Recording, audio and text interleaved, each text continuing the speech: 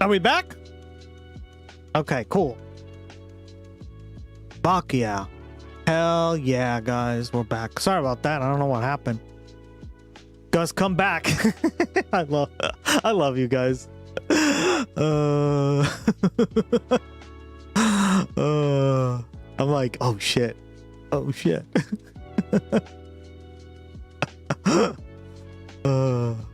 All right, yeah, we're back. Cool. Fucking disgrace. On all platforms too. And you know you're a disgrace. I don't know what's going on with OBS. You know you're not one of us. Deep down, you know that. By the way, he's got some nerve. Because what? Unplugged the cord while Gus was sneaking. I was sneaking. I knew it. I knew it was you. Watch it. Fucking up to 90% of Democratic voters want Medicare for all. He's not running on that shit. No, he isn't. Right? Ally NHD, welcome back. How you doing? We're here.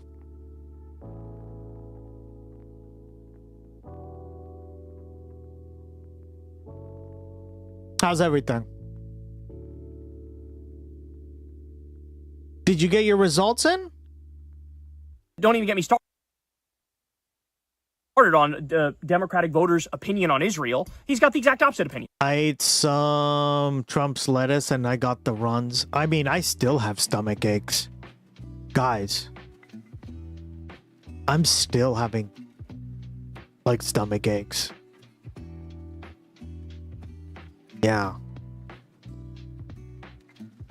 Refresh, damn right. Everyone refresh. PB and Jan refresh.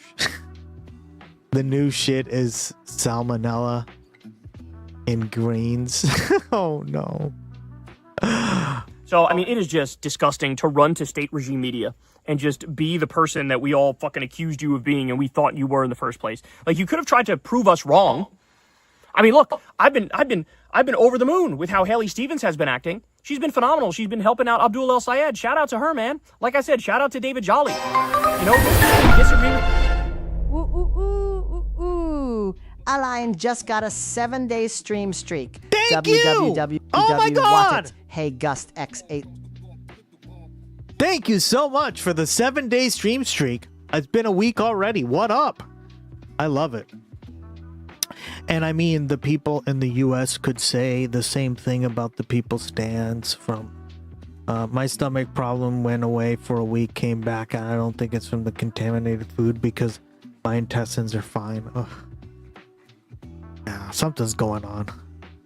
Also, I don't know if my stomach hurts because I'm lactose intolerant and I had yogurt that was refrigerated after being out at room temperature all day.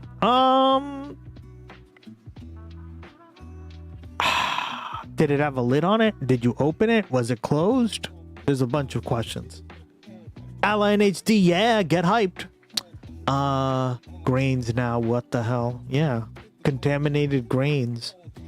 That reminds me about how work college is going to US. November told me she's to visit 3 plantations.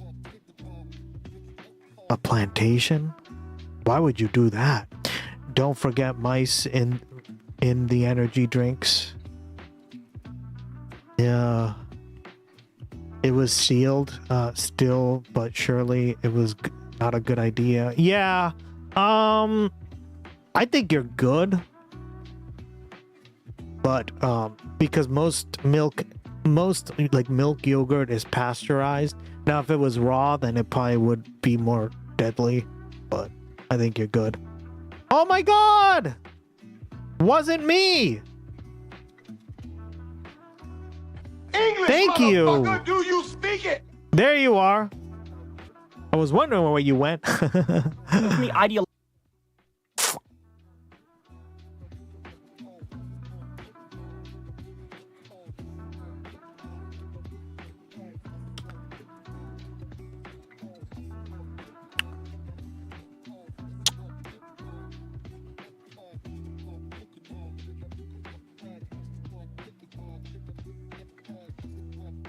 I like Gloggy saying,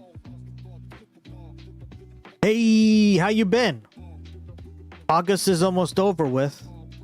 How you doing? You missed it. Give me the money. give me the money, okay?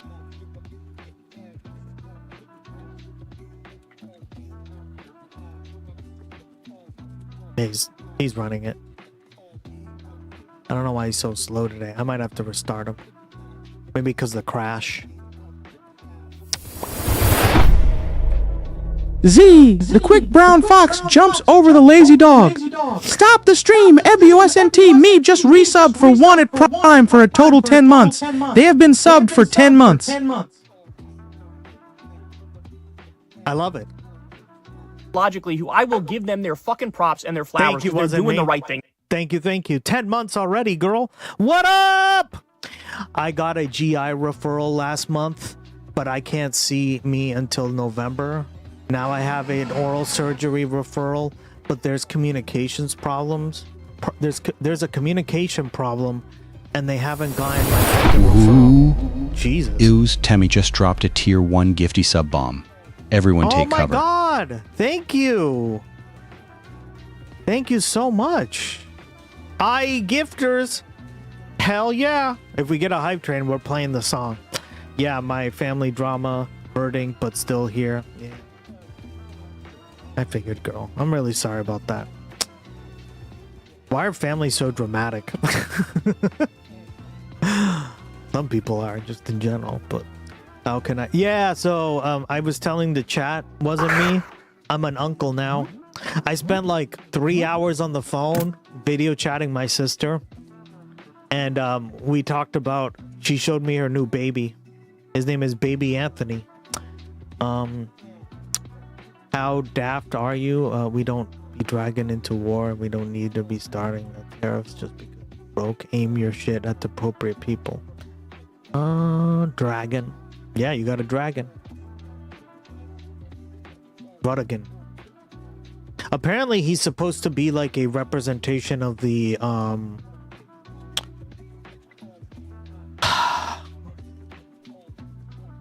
Is that the Welsh dragon? Give me the money. Oh my god. Give me the money. Okay.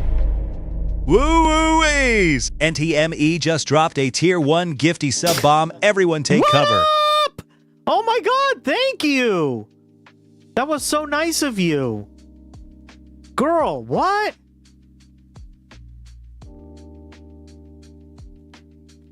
Oh my god, guys. Give it a round of applause to wasn't me. That's incredible. Thank you.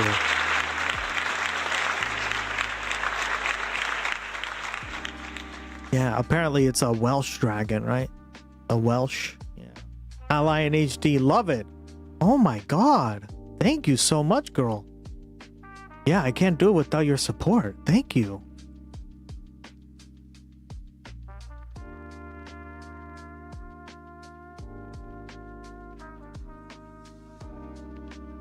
Now we're getting a hype train, I feel like. Although, didn't we get one like a few hours ago? So I don't know how it works like this.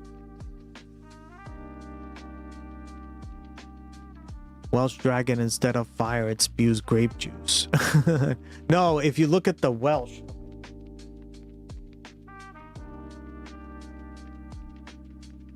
Sorry. Yeah, this one. See? That's a Welsh dragon. You see how they kind of look alike? Or not Welshes. Yeah. You made me type that. God damn it. You made me type not with an S. I have a potato, chip chicken in the oven. Yay. Oh my god, finally. Can I have some? I'm starving. No, I'm not starving yet. I told you it wasn't me. My stomach has been like off and on. I think it's the diarrhea lettuce or the diarrhea food at this point. Grains. Ugh. Okay? He's not one of them. He's not one of them. So we better get his fucking act together ASAP. Okay? All right, now let me give you some more. So we have some NATALIE HARP letters that have been revealed by the Daily Beast. Shout out to the Daily Beast. But we did a story on NATALIE HARP the other day. Is it proven that NATALIE HARP is either changing Trump's diapers or sucking his micro penis? No, it is not proven. However, do I think that's what's happening? Abso-fucking-lutely. I think that's what's happening. Well, now we got some letters, and boy, oh boy, does oh, the we're plot getting into the thicken here. good stuff. Okay, so I don't know how they got their hands on this, but nonetheless, here we are. Listen to the sort of shit that she's writing to the president. She's with him like 24 hours a day, 7 days a week. What is She's the wrong human with printer, these people? Where she like writes his tweets out for him and stuff like that, right? So she said this: "Dear Mr. President, I'm sorry. I thought I was the only one left behind last night and had no idea Margot's car was also pulled over and sent back to the airport. Since I was alone in the van outside customs without my passport, I panicked and should have just called Secret Service instead of you. I am so sorry I was an embarrassment walking the golf course in Scotland. The first day I was told there were no carts and people walked, which is why I walked. The second day I was specifically asked by, I forget who his name was, but one of the main people who worked there, if I could continue walking and tell any other girls, blah, blah, blah, blah, blah, blah, blah." So she goes on babbling about whatever personal issues, right? Then she gets to this. "I want things to always be right between us. I also know I've been..." My God. This is so funny. What the fuck? It's my way of ruining men for other women. You know, I completely agree. I had a girlfriend, right? Some story time here, right? She would make me lasagna like every Friday. And like, guys, I will still think about that lasagna. Wasn't me, you're right. Please post the thing into the recipes on the Discord, because I'd love to. If it's easy enough, I could make it, right? I've had to cook for my whole family, guys, because I did everything around my house. There were no gender roles at my house. I would cook, I would clean, everyone did everything, right? So I think that's like another thing, is that she would do that very lovingly, and I really appreciated it, because lasagna is one of my favorite meals, especially when you make it with like the meat sauce, right? And you add like really good vegetables and stuff. Oh, fucking chef's kiss. Good pasta sauce. Congrats on hitting, yep. 25. That's good, eh? I dropped the receipt in the Discord. The recipe. Receipt. Jesus. I didn't mean it as an attack. Yeah. We're pretty, like, I'm glad you guys are debating, but just make sure you keep it civil, right? Don't bully anybody. Don't do anything like mean. And definitely don't bring beef to like other stuff, right? Because that's not nice. But if you guys are just debating like the topic, that's fine, right? I don't mind that. Just try to be civil, right? I don't want people like feeling bad on this stream. My stepmom snagged with my dad with her baking. My lasagna will wreck you. Will it really? In a good way or in a bad way?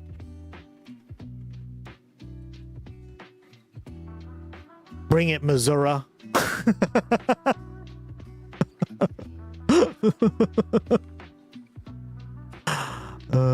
Bring it, Missouri. Wait, I'm waiting for the memes in Trump and golf cart with Natalie being hid behind let you don't leave me, Donald. Oh God. No bad blood. Maybe I just took it wrong, and maybe, yeah, like, I just want you to understand the vibe on this stream, right? Like, we are not very confrontational with one another, even when we disagree on stuff. Like, we're not like that, right? Like, you say your part, you say their part, and then you kind of like try to, but you do it in a with the smile on your face. Or like, right, we had that the other day with Kami Kanoa Club. Like, they violently disagreed with the whole like Ukraine thing, and we just were like, whatever, right?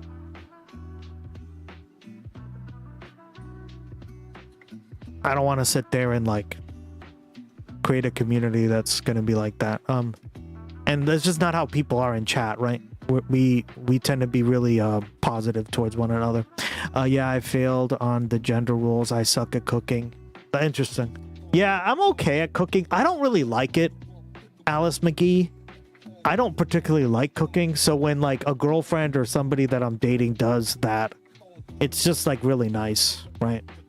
My brother cooks and cleans. I'm proud of him because our dad can't do shit for himself. Women's work. Women's? God, can you imagine doing women's work? Could never be me. Lasagna isn't hard. No, it isn't. That's why I like it too. Right? It's a very easy dish to do, and I think like she got a lot of joy out of it. So, and I could tell, right? I use sour cream instead of bechamel sauce. So yeah, gotta check the food. Be back. Okay, no worries. It's time consuming. No worries. I mean, I get things heated and stuff. Comes from all angles. No offense. Awesome. That's what I want to hear. No fucking drama in chat. I'm so sick of this shit. There is a YouTuber who cooked up a recipe based on what I found in a prehistoric guy, and that's analyzed the stomach contents of. Oh, I out lasagna my partner. Yeah, we are a cool bunch. We don't take things personally. Exactly, right? Even if you disagree with the political take or whatever. I made him 2 lasagnas at the start, and he said he was having lasagna for breaky lunch and dinner, and he was done. We know each other's vibe. Yeah, we're just like very close here, right? First time I've ever heard of ek and corn. I still don't know what that is. I'm making afternoon snack with arroz con leche. Oh, really? Boy, oh boy. Have I had some good arroz con leche with oat milk instead of dairy? Oh, yeah, that way it's vegan, right? Because I know you're vegan, Carla. What was this over? What do you mean? I have 2 cooking levels, high heat and higher. Burn so many pans. You're somebody who burns water, as my mom puts it. You burn the water, huh? I cook for my brother as a part of my rent. That's nice of you. Look at that. Well, I guess it's an arrangement you have. It's all sweet. Sometimes it comes across as people feeling like are trolling, but we're not. That's my bad. Yeah. We're not that kind of chat. Like, I just want to make that perfectly clear. I know there are a lot of chats that are very like confrontational, or I've banned people for being too confrontational, right? And they're good time, like they're long time chatters. I've given them multiple, like I give people multiple chances, but generally speaking, yeah, like that's not, I don't like that kind of this. Like, we're not internet warriors here or debate lords trying to like get across each other through chat. Like, they're just no, right? You say your part, you say, but you do it while respecting one another. Amazing, Gus. I've never gone for dinner for an hour, and he's almost managed to watch 5 minutes of this video. No, 20. Distracted all week, forgetting to eat. See, we're at 1934. But yeah, I'm just trying to read your chats, guys. God. Fuck. Some pony said arroz con leche. Yeah, some pony. Hell yeah. I was alone in the van outside customs without my passport. I panicked and should have just called Secret Service instead of you. I am so I am somebody who doesn't ignore the chat, if you haven't noticed. Or like just kind of like barely reads it, right? sorry. I was an embarrassment walking the golf course in Scotland. The first day I was told there were no carts and people walked, which is why I walked. The second day, I was specifically asked by, I forget who his name was, but one of the main people who worked there, if I could continue walking and tell any other girls who blah, blah, blah, blah, blah, blah, blah. So she goes on babbling about whatever personal issues, right? Yeah. Then she gets to this. I want things to always be right between us. I also know I've been distracted all week, forgetting to eat throughout the days, and even forgetting to sleep, and only catching a couple hours at a time. I haven't been myself. Dwelling on the past and the pain of losing my dad, and I started letting the remarks of people who haven't bothered me before get to me. Not because I care what others think, but because I see myself being lowered in your eyes and good opinion. That is fear, you see, because I never want to bring you anything but joy. Ignoring my I'm chat. sorry, yeah. I lost my focus. You are... I'm ignoring your chat. I'm joking. No, I asked you, what were you talking about? With quinoa? Oh, with quinoa. No, they were they were debating in chat about whether Ukraine was a good actor in terms of it being the Ukraine war, right? In terms of it being a conflict that was fueled by like US hegemony in the region, right? It's an argument I've heard from a few people on the left here, and like I think Hassan has mentioned it a few times. I have a different opinion. I don't view it that way because well, there's various reasons, right? Like I think it's kind of lazy to just be like, hey, Russia can do imperialism but we can't. All right. And literally Canoa Club's like argument was, well, they're defending their livelihood, right? They're fighting for their survival. And anytime I hear that statement, I immediately think of Israel, because Israel says that all the time, right? And to be honest, I don't like that train of thought. I just don't. Right? That doesn't give the excuse to anybody. So my argument wasn't that like they may or may not be right on anything, Oxpecker. My argument was it's a fundamentally different kind of conflict when, historically speaking, Ukraine was part of the Russian Empire. So why are we fucking allowing them to like just reincorporate them, right? But yeah, like we respectfully disagreed. It wasn't bid or anything, so Oxpecker, you missed it though. Oh my god, I'm so going to try making that now. These letters sound exactly like DMs to Gus. Did you expose me, Gus? OM. I did. I leaked all our DMs. Our love letters. All that matters to me. I don't. One of my favorite Latin food creators. Sweet. I will check that out.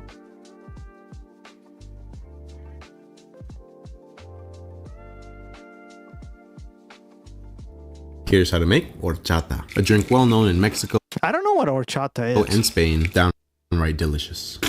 First ingredient is going to be some rice. Half a cup of long grain rice. Now the next thing we're going to do is add whole 2 cinnamon, 2 cloves of star anise. For a very nutty horchata is some fresh almonds, let's say about a handful. Now you're gonna toast this over a fire, or you can go ahead and do it in the oven until it's nice and aroma. We're gonna add 2 cups regular water. 6 hours later, and the rice should be beautifully marinated with the water. Half a can of sweetened condensed milk. Dang, this stuff is almost as thick as half a cup of white sugar, 1 tablespoon of real vanilla extract, and 1 cup of whole milk. Be careful with straining because it's going to be a bit chunky. Yeah. Now add 1 more cup of milk if you like it creamy, or water if you don't. My version of horchata brings me back to my childhood. Here's how to make. Yeah, I gotta make this. That sounds pretty good. Thank you. I got a new Vitamix. Oh my god, guys! If you're like up in the air about getting a Vitamix, I highly recommend it. It does such a better job than those like cheaper ass blenders. It's my start of the day, so I hope everyone else has a great day. Crips, I'm so glad you came by. That's awesome.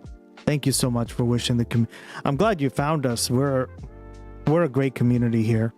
Yeah, and if NATO just came in and kicked Israel's ass for Palestine, wouldn't be mad. Exactly, right? Don't ever want to let you down. I don't know. I just think it's dumb. I just thought it was a really kind of dumb argument, and I don't understand like why. I don't understand this concept of imperialism from the West is always bad, but if it's like Russia doing it to another country because there is imperialism going on through proxy through the West, basically that was their argument, then we're okay with that? Huh? I don't get that at all. It's so stupid. Thank you for being my guardian and protector in this life. That's what I wanted to use this card card for. When you saw me, All right, let's if I could rewind it because we lost the plot here a little bit. Yeah.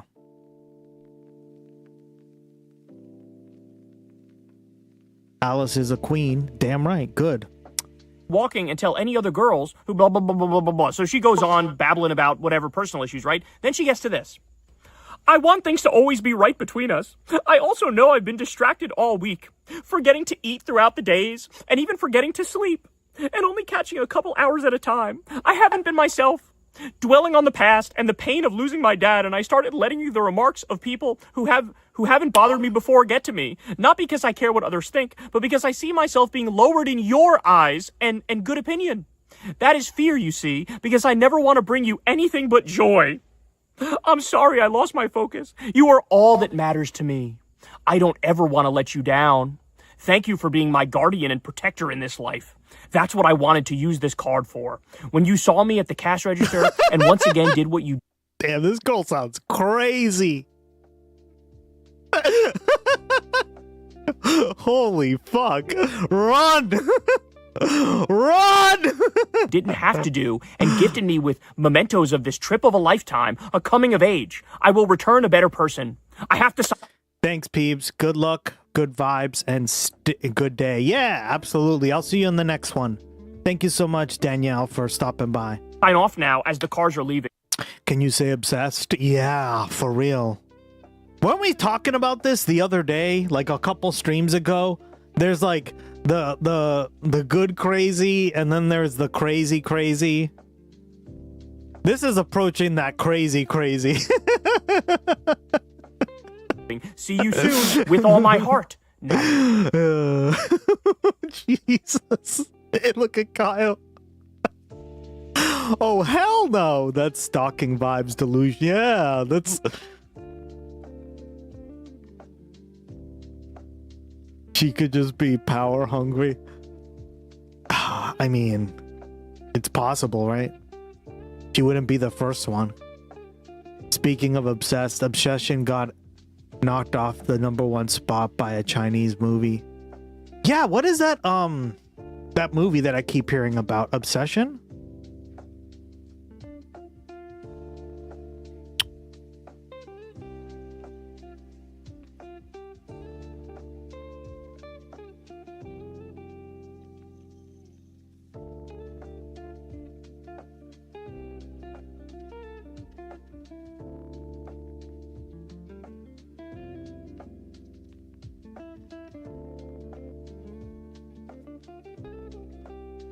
What is it about?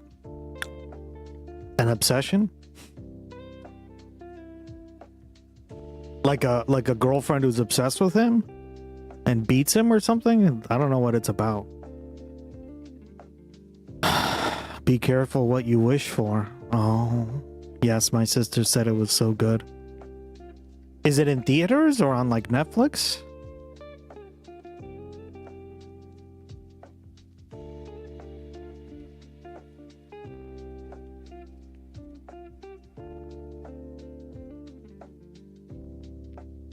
It should be on streaming now.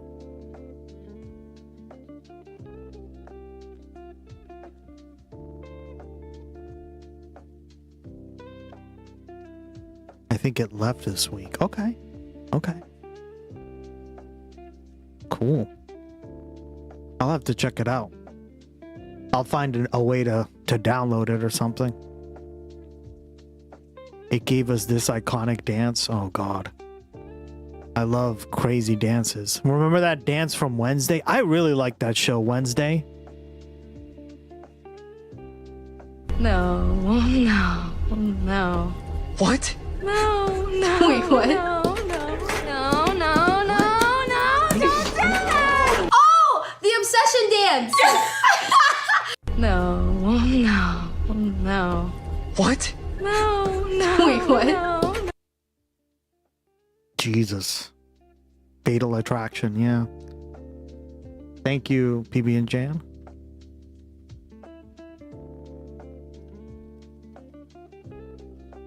This is a woman who literally got in a fucking trunk to be close to Trump.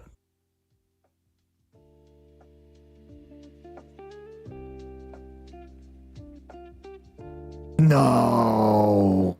All right. Okay. There we go. Yeah, I'm gonna call that pretty bad, right? This is a woman who slept in the woman's locker room at one of his golf courses to be close to him 24 hours a day. Her hobbies is boiling buddies.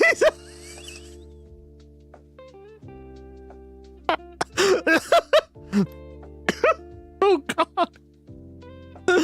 Oh my God, Cheshire Cat. I can't see why Trump likes her. He likes anyone who trips over him. She's like the girl who stalks Peter Pan at Disney. Jesus. Oh my God. She's cuckoo for Cocoa Puffs. Yeah, she really is. She really is. I'm sorry, but I'm calling it. This is bad crazy. Gonzo mentally. Yeah. Okay? And she is a national security threat. She doesn't have security clearance and she's around the president 24/7. And she was part of One American News Network, which is funded by a bunch of nefarious actors, including Russian money and others. What the fuck are we doing here? And by the way, Jesus. This is what happens when you have a president who only cares about self-aggrandizement. He only cares about loyalists and sycophants. Well he said. only wants yes men and yes women around him. And he only wants people who are going to slob on that tiny mushroom cock knob. Mm-hmm. Can we be serious?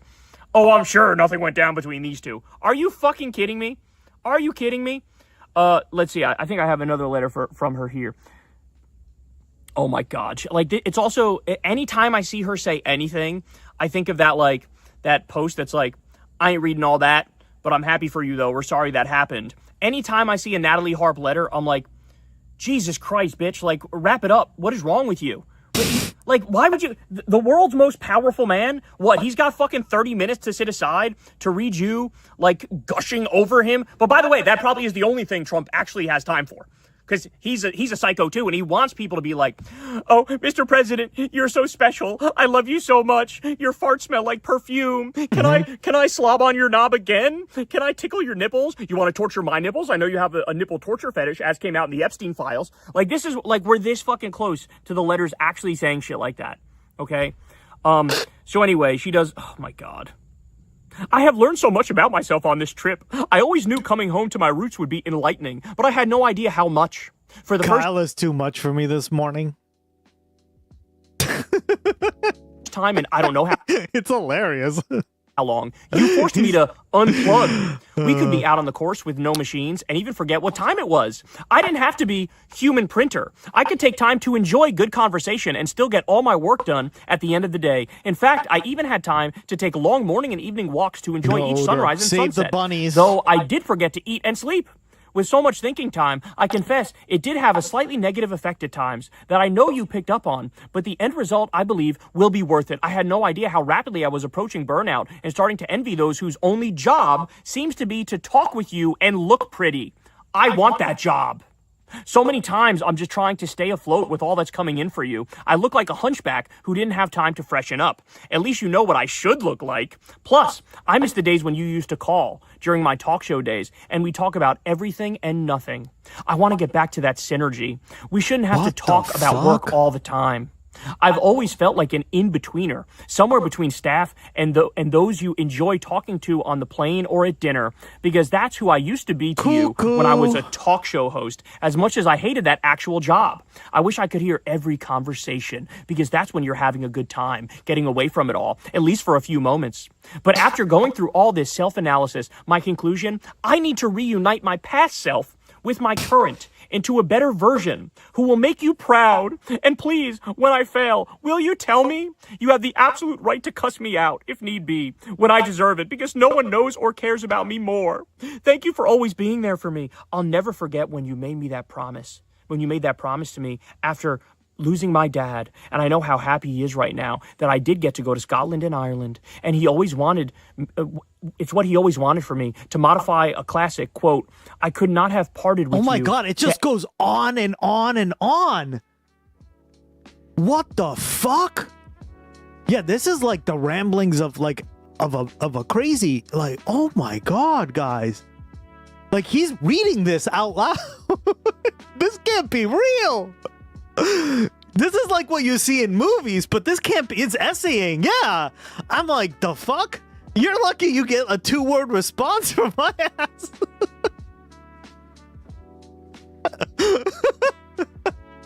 This girl's giving like paragraphs. But not even paragraphs, essays. These are essays. Oh my god. Do that. Oh my anyone god. less worthy. And I will add, it is I 2 pages of nothing. Yeah, exactly. Oh my god. This is it's so funny. is unworthy. Natalie. P.S. My hands look worse in Scotland and Ireland because the cold turns the old scars purple. Still on the road to recovery. Yeah. I'm actually at a loss for words. How the fuck have we let this happen? We found the new knee pads, y'all. We found the new knee pads. Y'all know who knee pads is? Knee pads is a woman by the name of Madeline Westerhout. What up? Sloppy Steve Bannon. How you doing, buddy? Welcome back. There you are. And Jeffrey Epstein were having email exchanges in Trump's first term about how her nickname is knee pads, and Trump stayed behind during the holidays in 2018 and didn't go to Mar-a-Lago specifically to be alone with Madeline Westerhout. Yep. Knee pads. And now we got another one. We got another one. And by the way, you know it's real because they're flipping out. Yeah. They're losing it, they're flipping out, and they're doing the thou dost protest too much shit. So Ossoff mentioned NATALIE HARP, and it was a stage 5 meltdown ever since then. So they literally, like bust in Melania, who's been nowhere near Trump for however many years now. They bust in Melania, and she gave a speech. When was the last time she gave a speech? Remember the last time she gave a speech? She came out of nowhere with, this was during the beginning of the illegal war against Iran. She does a press conference, and she goes, I need to put a stop to the talk about Jeffrey Epstein and me. He nailed the accent. We watched that shit live, remember, guys?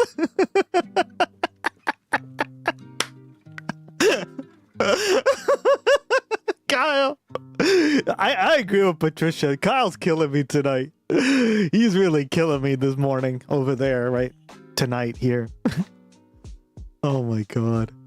She came out of nowhere with, this was during the beginning of the illegal war against Iran. She does a That press is conference. hilarious. She goes, I need to put a stop to the talk about Jeffrey Epstein and me. I don't touch a Jeffrey Epstein penis. I don't even like a Jeffrey Epstein penis. And you need to know that I will sue people who say that I like a Jeffrey Epstein penis or that I'm a prostitute. It's exactly how she sounded, too. So she came out and did that. This is like that was the last we heard of her. Now the new thing is she goes out there and goes, I was like, this is the first late, right? And again, I don't, like, I know a few of you in chat also have accents and stuff. Like, I don't really care, right?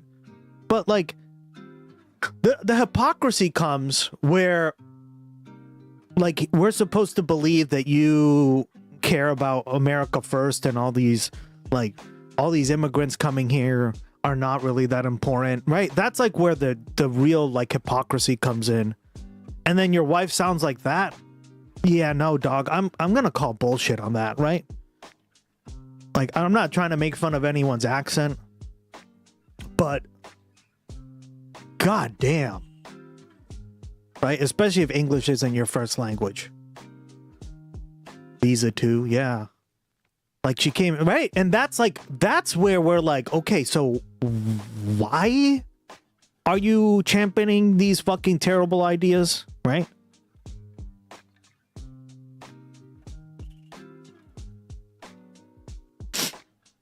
And remember, she's the first lady, so it's like, she's fair game as well, but fuck it. I heard you miss me. I mean, some languages are just better accents in English than others. Yeah, for real, right? For real. But still. Oh, man. That was crazy. I was blown away. And the reason she did that was because there was some real dirt coming out. Right? That's unfortunate. Just shark. Nobody Melania. I'm not high class prostitute. Prostitute. She wants Monica Lewinsky's position. Yeah. Well said. I am here. I think German accents can be funny, especially when they're high pitched. Yeah. I know, right? Kyle- And like a Jeffrey Epstein penis. And do you need to know that I will sue people who say that I like a Jeffrey Epstein penis or that I'm a prostitute? And so she came out and did that. This is like that was the last we heard of her. Now the new thing is she goes out there and goes, "Good afternoon. I heard you miss me. I am here." Oh my God. Oh my God, bro. They brought Melania. They also did a photo shoot with like a photo op with her and Trump walking around like, look at the loving married couple. They really love each other and spend a lot of time together. Natalie Harp is not sucking on his micro penis. We swear. Look at this. Natalie Harp isn't changing his disgusting diaper. We swear. Look at this. Well, and the sad part about this is, well, it's not so sad, right? But like the part that we all see through is like they don't even like each other, right? She thinks he's disgusting.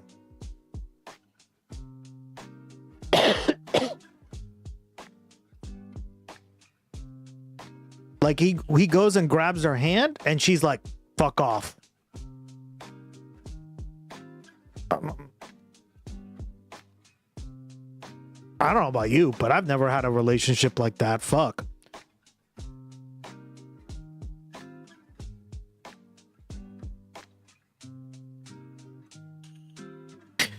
Well, it makes me insecure when learning another language. I'm always like, okay, but how does the accent sound? Well, we were talking about this yesterday, right? That I was in my AP Spanish class, and or was it sorry, not yesterday. It wasn't, because yesterday I wasn't streaming. It was like last stream, right? We talked about this. I was in AP Spanish, and my Spanish teacher had this like. There was a student who always sat next to me. I think it was due to like how we were like positioned in terms of like the alphabet. And she would speak, this was an AP Spanish class, guys. And she would speak like this. Hola, ¿cómo estás? Bien, ¿y tú? Yo me llamo Rachel.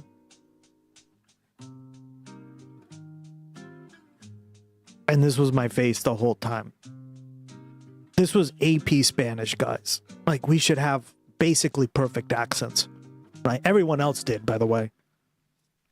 He's getting close to Swedish Chef. She only came out because so many people have spoken missing, and probably the agreement with Dozy Dawn. How many royal honey packets does it take for Trump to get up? How many? How does she know making some serious bank for these latest appearances? What? This guy? Like walking around with dirty diapers? Damn right. I mean, to me, it's a perfect relationship. He doesn't want to catch something, I guess. Must be love. She doesn't want to catch feels. Is that it? Is that what you're saying? That's how you know it's true love. Oh my God. Now, in the midst of all this madness, Trump's approval rating is now, ready for this? Negative in 47 states. 47 She's been here states. since the 90s. I know. That says a lot too, right? 47. That shows that maybe she didn't go for an education. Whoops. crazy, bro. The only states he's not is West Virginia, which is like literally one of the poorest and most conservative states. Yep, that's true. We went over that the other day, remember? A few weeks ago, we talked about this. We compared it to like Vermont, another rural state, but they're just completely they're completely different, right? Okay. Wyoming, which has a population of negative 16. And Idaho, which is like literally a white supremacist haven, where they makes me wonder about our visa process. Well, remember, she was in. This is what's so fucking hilarious. Are you guys ready for this? She was accepted under an Einstein visa. But let me repeat that again. She was accepted into this country under the Einstein visa. You can't make this shit up if you've tried. See, and this is what I mean. That the process is also really corrupt, right? And I'm not saying like she shouldn't be here, fuck all that, right? I'm just saying like, shouldn't we be giving it to actual people who are very smart and not people who speak like that after being in the country for 40 years or whatever the fuck? I don't know. Einstein to me was a pretty smart guy, right, guys? So you can explain to me. I don't know what. Yeah, literally, it's just it's so dumb. Like, excuse me, she's not even, in my opinion, right? She wasn't like Giselle Bundchen or like some Brazilian like swimsuit model. Like she didn't. Like maybe you could see that. Right? Because she's like, I don't, like some really famous supermodel or something, right? Like I could see she's like remarkably talented because of her modeling, maybe, right? But she's not even remarkably talented in that, right? So this is what I mean about the Jeffrey Epstein class, is that they just buy their way into this shit, right? And then they use loopholes like that to get through people that they want, right? Nudie model, girly. Yeah, exactly. Right. Well said. Well said. My 65-year-old mom speaks better English. Yeah, same here. Right? Epic! Oh my God. Applicants must demonstrate sustained. My mom isn't 65, but still. Demonstrate sustained national and international acclaim by meeting at least 3 of 10 such criteria, such as media coverage or leading roles in notable organizations, possessing a major one-time international award like an Oscar or a Pulitzer. Yeah. How does that qualify? How does she qualify, right? Like, I have never heard of Melania Trump before Trump. Right? So this is what I mean. Like they're taking advantage of the system. And that's what's so stupid is here they are saying like all these illegals are coming in, taking advantage of our system. Meanwhile, like his wife is literally the prime example of that. She should not be on an Einstein visa, right? It's hypocrisy on top of hypocrisy. You can't make this shit up if you tried. Yeah, she came as a tourist, then modeled. Exactly. Well said, right? And this is what I mean. Like, I normally wouldn't give a fuck about any of this, right? But the hypocrisy is so rampant, right? And it's just so apparent. But thank you. I didn't know about that. Like, I mean, you assume, right? To a certain degree, an Einstein visa would have some sort of, like, merit to it. The Einstein visa is officially known as the EB-1A and is an employment-based immigrant visa designed for individuals with extraordinary abilities. Thank you very much. That's what I wanted to look up next. You just did it for me. In fields like science, arts, education, business, and athletics. I'm sorry, but maybe you could say modeling is art, but barely, right? Photography, right? And I don't know. Does anyone really see her as being like that remarkable? Again, I could see maybe like Giselle Bundchen, right? She's pretty popular.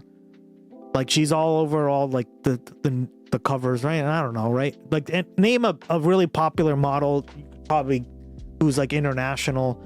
I maybe they could get it, sure, right? But Melania, really? Huh? Yeah, no. Again, it's so stupid. Applied in 2000 and was approved in 2001 for the EB-1. Yeah.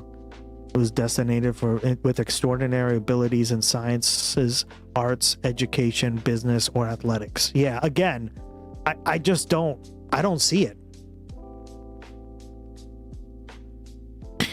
So would an OF model qualify? I think an OF model would qualify more than her, if that's the case. Yeah. Like take what is it? Like the top earners on, right? Jesus Christ. Or appear. Yeah, I could see that, right? My dad also said that. Like, my dad was really against my sister modeling for for any like sort of like nude or anything like that. But he did like give a stipulation, right? My dad was like, if she ever does model for Playboy, then I'd be okay with that, because that's like a high end, right? So there you go, right? Maybe, but come on. Yeah, rules for the rich and English, the others. motherfucker, do you speak it? Rich daddy can get you easy wins. But there you go. My dad's open-minded, guys. You can do the nudie modeling, as long as it's for Playboy or a high-end. While the visa is associated with Nobel laureates and top scientists, immigration law applicants qualify through documented commercial success, media coverage, and high-paying roles without winning an international. Yeah, I don't know. Really? So she's just Donald Trump's wife? Is that how she got it? and she wasn't even a good model. That's what I'm trying to say. There is like some objective like standard you can maybe give, right? In terms of how like good she was. I'm sure there are ways to find it, right? I don't know much about like female modeling and stuff, right? But there are ways to figure it out. And I don't know, like we already know off the top of our heads who would be good at like that kind of stuff, and that ain't her. I just gave an example, Gisele Bündchen, right? Everyone basically knows who she is. Right, there's a few models out there. I'm blanking on a few of the names, guys. Sorry, I don't really think about models all that much. It's not really something on my mind. I'm so glitchy today unless someone booted me. No, nobody booted you. I think it's just Twitch. Twitch has been really fucked up. I'm sorry. Kirsty Brinkley, yeah. It was easier for me to paste than to try to explain, yeah. No, I can see you. You're not booted. Nope, you're not booted. It's just Twitch being Twitch. According to how they say she qualifies for foreigners who influence should qualify. And Anaka Yai? Yeah, let's see. But that doesn't mean anything because I don't know much models. Anoka Yai.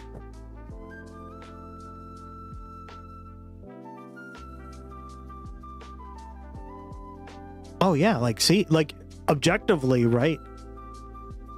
Yeah, someone like this is going to be very, like, she's stunning, right? Very unique.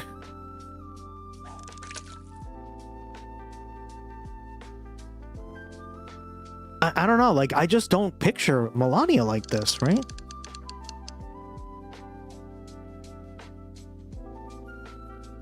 Like, you can tell this woman has done real supermodeling, right? Yeah, crazy. Hello, Papa Gus. Hell yeah. Kinda. Yeah, maybe, right? Is now lurking. Go ahead, lurk, girl. Well, Donald Trump's wife is high-paying position. Yeah. She gave the evidence media, I mean, who is a woman would be such a bitch? An agency will never shut up, and she's the first supermodel, Janice Dickinson, yet I've never heard her growing up. So that's counting success by more than things, and I guess that's what the people are not in fashion would know or realize. Yeah, I don't know, right? So we've all run to like try to set up their whites only enclaves. I'm not kidding about this. Yep. Every other state, the fat, disgusting, pedophile, rapist, war criminal, terrorist, con man president is underwater. Oh my days. Oh my word. How about this? Fact Post says Trump's pick to lead the FDA, Heidi Overton, advised on an executive order to increase production of the cancer-linked pesticide glyphosate. So she's the one who's responsible for, like, hey, let's do this, okay? MAGA advocates say she defended the White House's alliance with glyphosate's manufacturer Bayer during a closed-door meeting. Of course. So somebody who's, like, getting paid by that industry got Trump to increase use of glyphosate, which is probably, if I'm being serious, going to give all of us cancer at a younger age and lead to a massive decrease in the average life expectancy in the U.S. We already are way worse than other developed countries. We're like 5 to 10 years younger. We die in this country compared to other developed countries. Now it's going to get worse because Donald Trump and this fucking bitch decided, let's increase the use of glyphosate and put it on all of our produce, which is probably going to make us sick and make us die. Yeah, like he's using taxpayer money for this, right? I found that so fucked for no reason. Young. I mean, it's like hell on earth when you read this shit. This Wild West approach we have in this country where we... I don't know if Blue Room already sent you the program Maple, from Maple to you, or if to check the broadside in the link. No, Blue Room hasn't sent it to me. Thank you. Appreciate it. Like, let the big corporations in the Epstein class do whatever they want, and we deal with the consequences later. Like, that's how you get stuff like, deregulation leading to all sorts of physical problems and mental problems and pollution problems and, now an increase in cancer as a result of Roundup and glyphosate being used everywhere. It's fucking disgusting. It's fucking disgusting. But this is what happens under Republicans. They let corrupt industry insiders make public policy. Yep. And that public policy is made to increase profits for the companies. It's not made for your benefit and my benefit. They don't believe in having a referee that checks corporate power and checks the Epstein class. They want to let them poison us and make money off it. Oh, it's fucking crazy. Oh, my days. All right. Well said. We also have this. The Daily Mail says, the blueberry recall that happened in the U.S. has now been upgraded to the FDA's highest risk level. And they say, and I quote, there's a reasonable probability of death. Well, that's great. That's awesome. That's really awesome. I love how, RFK Jr. is making America healthy again by bathing in sewage, cutting off raccoon dicks, and poisoning all of us, and leading to like 78 new recalls every single day. That's lovely and glorious. It really is.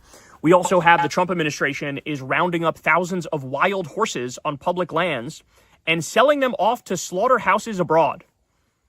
That's how you know everything in the economy is going well, and that's how you know you have a very moral and ethical president is rounding up beautiful wild horses and selling them off to slaughterhouses abroad. By the way, you want to talk about Republicans being like abusers of animals? Ready for this? Ready. Texas is now halting adoptions for thousands of dogs and cats in an effort to stop the spread of... Somebody posted this. I think it was Living Lily, right? You talked about this? Yeah. A new kind of screwworm, okay? Yep. Thousands of animals are now Texanus. at risk of being euthanized. Thousands of cats and dogs. We also have this, as I'm sure all of you have heard by now, but Midas News says the following. Ken Paxton helped bury the records on 400 tortured lab puppies.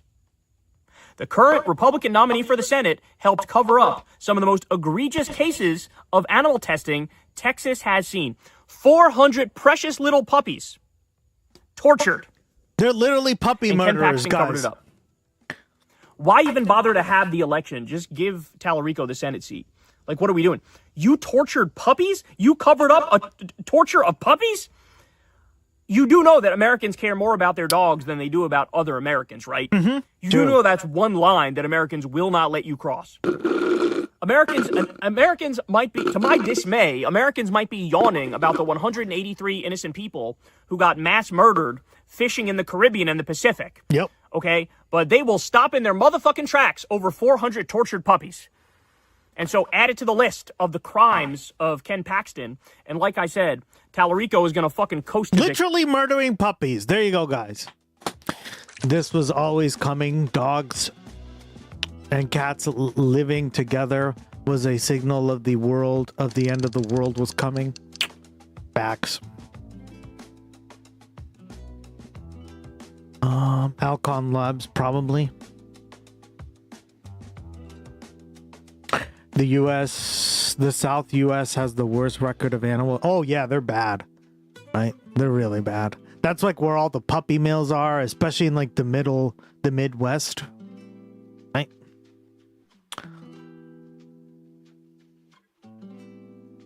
Like if you go on, but what is it, puppyfinder.com or whatever the fuck that website, I haven't used it in a while, but you'll notice a lot of them are always from like Missouri, the southern part of the country, right? And the reason is because they have a huge problem with that kind of stuff, right? kitties too. The amount of crap the U.S. allows in people's food was banned in the EU. Yeah, like it's just we talked about this, right, Alice? That the EU went back and studied 10,000 like chemicals, over 10,000 chemicals approved by the FDA over a period of like 70 years, 80 years, something like that. And they ended up banning like more than 1,000 of them because they were seen as like flat out poisonous. Crazy. How the hell do we enforce that? What about the dogs that they cut the tongues and so the dogs couldn't bark? I remember hearing about that a long time ago. Oh, that's disgusting. I don't want to hear about that. Fuck. But I mean, it's the truth. Thank you for letting us know. It's fucking gross. Who got your shorts, girl? You're so funny. If this is what's going down. We also have this story, which isn't getting nearly enough talk, y'all. Not nearly enough talk. But the Tennessee Holler is pointing out here that there's a predominantly black place in Indiana called Gary, Indiana. Yep. Okay? They've been without power for almost 2 weeks. 2 weeks. 2 weeks.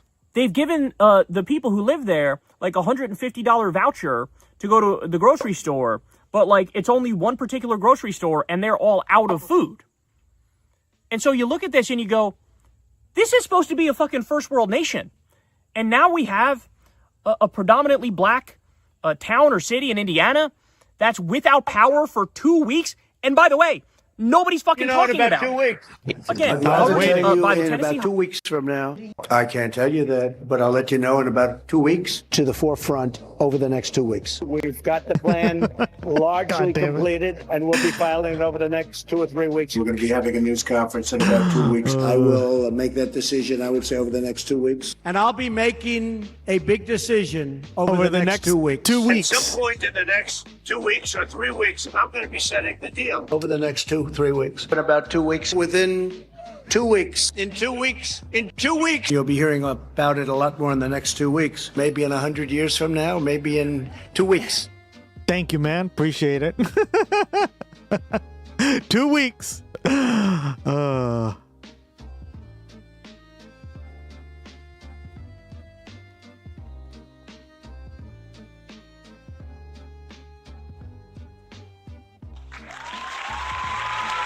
Nailed it.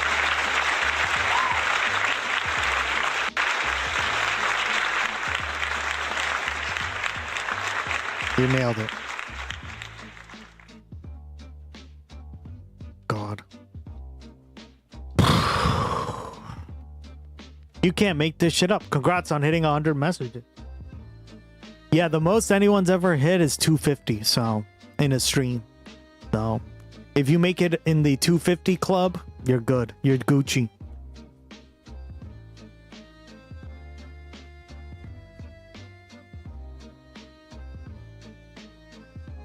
I'll let it play out. Viewer discretion is advised. New follower to the commune. Thank you, Spiffy Juggins. Thank you, Spiffy Juggins. I love your name. Appreciate you following.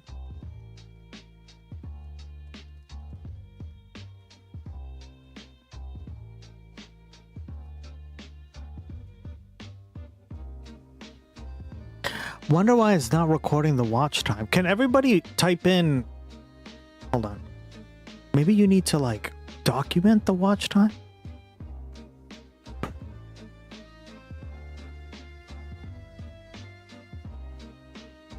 Type it out.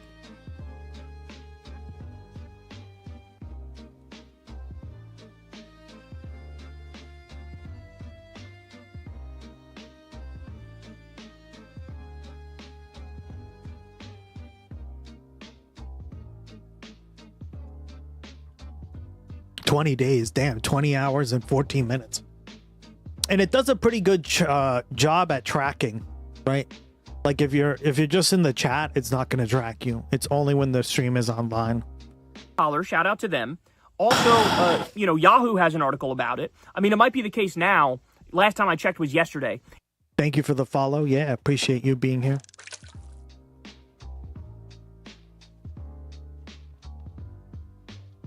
It might be the case now that some outlets are finally getting around to covering it. But it took fucking more than 2 weeks for people to realize, oh shit, we have a whole area with a lot of black Americans that hasn't had power for 2 fucking weeks. That's not a thing. I lost power for that long once in my life. It was immediately after Hurricane Sandy. That shit is fucking next level, bro. Agreed. That shit is next level. That shit will change you as a person. Okay?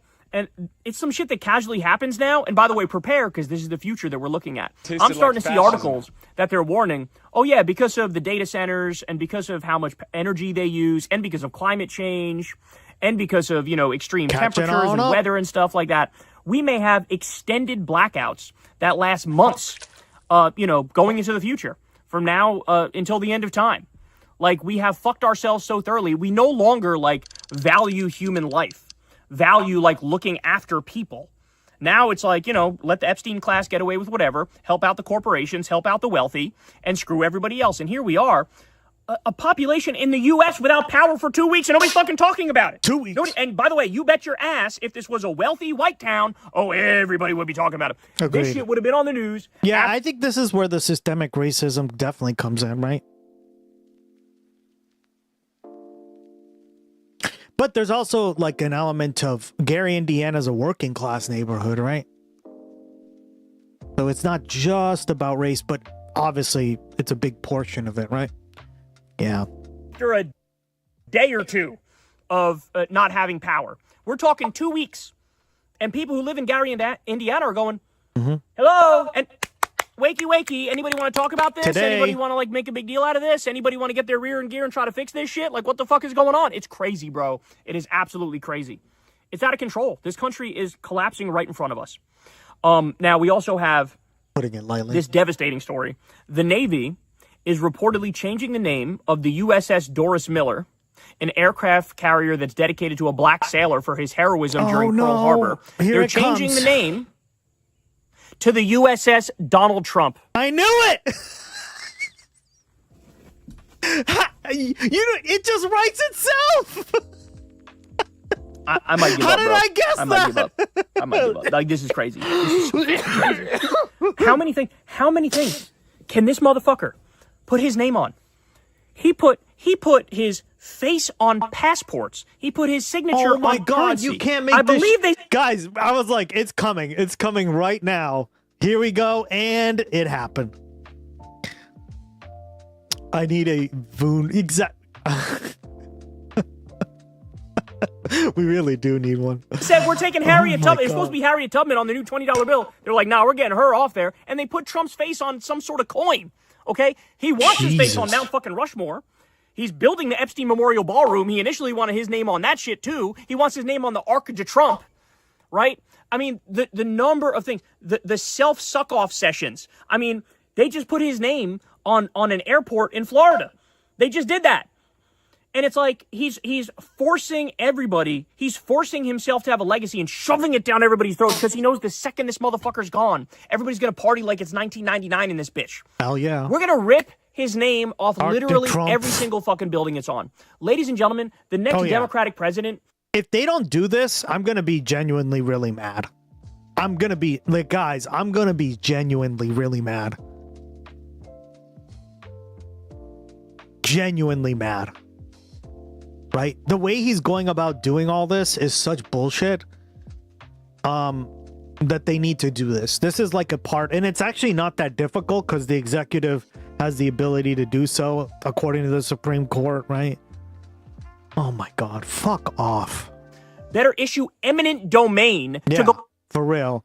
I'm just so sick and tired of rules for thee, but not for me. Huh?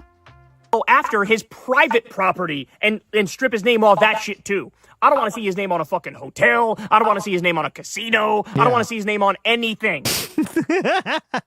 Damn. He's going to go eminent domain on everything Trump has a Trump. Even the Trump restaurant, right? Trump Burgers? Well, that place is out of business because they got deported. Remember that? We covered it. The Trump Burger man.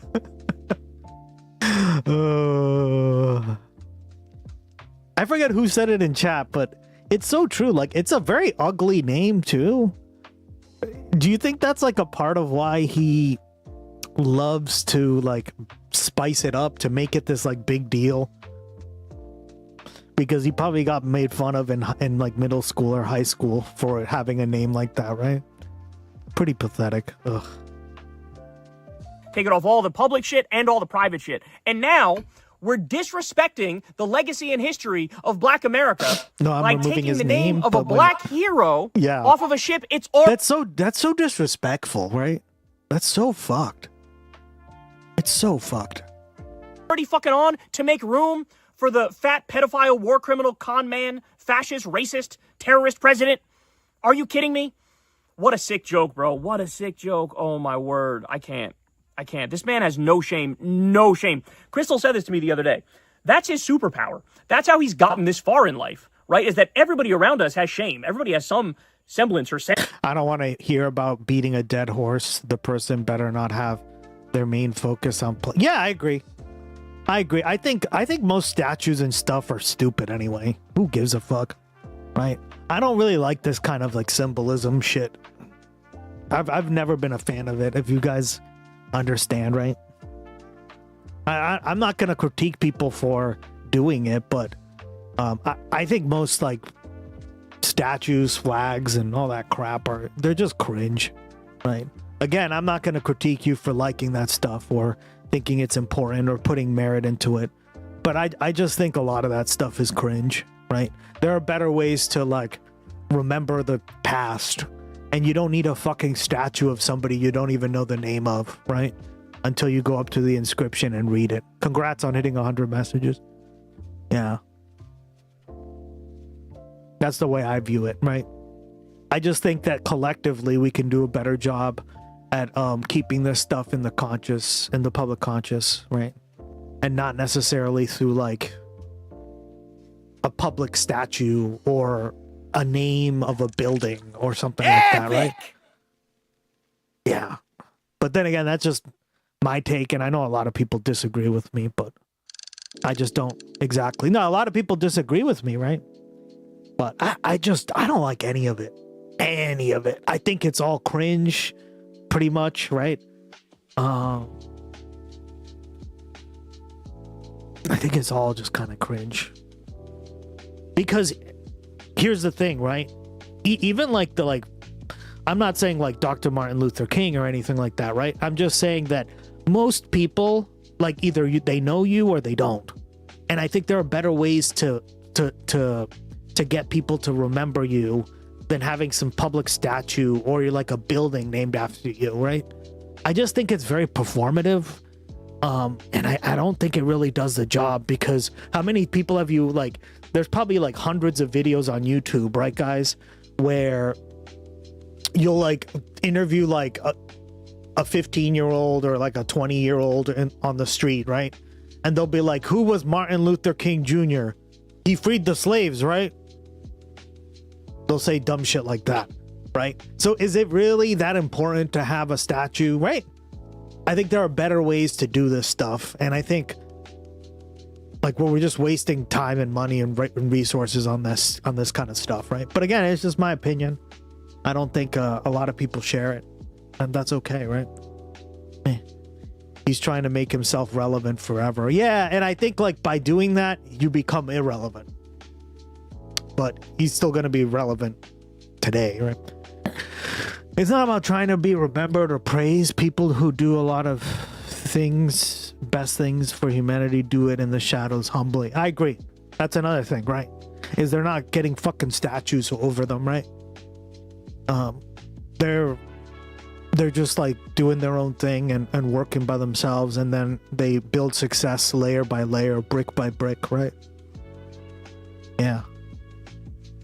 And I think like we run the risk of getting like that, what is it called? I forget what. It's not imposter syndrome, it's another thing, but we run the risk of it becoming problematic when like that's all you're really chasing, right? Is the validation and the like recommendation of it.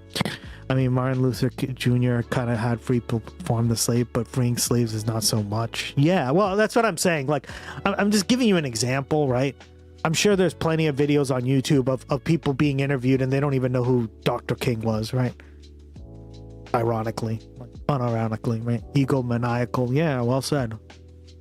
Relevancy. Remember, philanthropists, billionaires don't even bother with reputation laundering. Philanthropies, like, yeah, like remember Nobel, right? Alfred Nobel, the creator of the Nobel Peace Prize, right? Who was it? J.D. Rockefeller, right? All those like tycoons of that time, they wanted their reputations to be like cleaned up, right? They don't even bother with that anymore. So why are we bothering with, like, see what I mean, guys? Like, the more you think about it, the more it just becomes irrelevant. I just don't see, right? But again, if you have a different opinion, I'm totally cool with that. This is my opinion, right? I just don't see very much value in it in today's world, right? Maybe in like maybe like 50, 60 years ago, sure, but in today's world is kind of like That's why I ultimately think like the statue debate, remember all those like Confederate statues? That was a good debate to have, but I think what we should have said is, well, are any of these people really that great, right? In terms of having statues. Now instead of philanthropists, we have full rapists. Yeah, well said. Full rapists. And not only that, but pedos. Right? That's literally like the fucking Jeffrey Epstein class, Ducky. Sense of shame. Everybody has a line where it's like, okay, yeah, this has gone too far. He doesn't. And so he takes advantage of other people and their ability to think everybody else has shame, right? And he just plows ahead. Doesn't matter how low he goes. Doesn't matter how vile or disgusting or criminal his actions are. He just keeps plowing ahead. And his shamelessness is his superpower. Yeah, well said, Alice. But now that motherfucker bit off more than he can chew. And that's why his average approval rating is 35%. His average approval rating is 35%. Okay. We also have this from the Wall Street Journal. You ready? They're saying now that the U.S. military is axing a program that was supposed to be for futuristic drone warfare. It was like this futuristic drone battalion that was going to be important for warfare in the future because we're now in the era of drone warfare, as Iran has proved by fucking us up with their $20,000 drones. Yep. Okay. And apparently Pete Kegsbreath, the Secretary of War Crimes, has stepped in there. And there was another general who stepped in there who axed the whole program. And they said, nope, we're not going to do this. Found my other tag. What up, Blue Room? This futuristic drone battalion Welcome anymore. back. How you doing, my goat? We're cutting back at it, on it. And then Pete Kegsbreath is going around telling everybody about the warrior spirit and the will to fight. And it's like, hey, bro, I don't know how to get this across to you, but the warrior spirit and the will to fight means nothing if you're outclassed technologically. And now we're getting to that point. And instead of trying to adjust and fix that, they're doubling down on being more primitive. No worries. It's insane what we're talking about here. It is absolutely, positively insane. And so what they're doing is they are firing all of the people who are actual like technological experts who are trying to keep us competitive globally. And they're bringing in like a bunch of fucking jackasses who believe in like, you know, who want to make this country the Christian Taliban and who are just trying to like, you know, pump our soldiers full of steroids and say, get out there and fight harder. Yeah, beat the drones by lifting weights. Like this, like I'm not kidding. This is actually what they try to do. It's insane. They are acting like Manchurian candidates. But it's either because they are that or just because they're so stupid that they I'm so happy for him. That's awesome. Damn, that's a lot of viewers. Damn, 2K viewers? Act like Manchurian candidates, even though... Did he get rated, or is he just on the front page? Is that why? Damn. That's good. They're not. But the end result is the same. It's the exact same. Oh, my days. All right. We're also learning that Elon Musk is planning to spend up to $200 million to rescue Republicans ahead of the midterm elections. Let me ask you a question. Why the fuck should this be allowed? That's my question. Why the fuck should it be allowed for the world's first trillionaire with a T to just get in there and try to buy an election, to just get in there and try to, influence the outcome of democracy by throwing gobs and gobs of cash at it? Why? Why should that be allowed? I mean, it literally, you can either have the ultra wealthy, or you can have democracy. You can't have both, because what Elon is proving is that democracy and ultra wealth conflict. It's a contradiction. You cannot have a system where both exist, because the ultra wealthy will basically override the democratic system and overrule it and rig it. That's what I'm trying to do. And make it so democracy is null and void. And so, you know, I keep telling you guys, man, there's going to come a time in the near future where somebody runs for president, and it's going to be under the banner of make guillotines great again. And that person is going to win with 400 electoral college votes. Because people are catching on to it, man. They're beginning to realize the Epstein files was a big turning point where people are actually beginning to realize, hold on now, my actual enemies are the top 1%. My actual enemies are the billionaire robber barons. I don't think it's Mexicans. I don't think it's trans people. I don't think it's Muslims or Jews or whoever. No, it's not any minority community.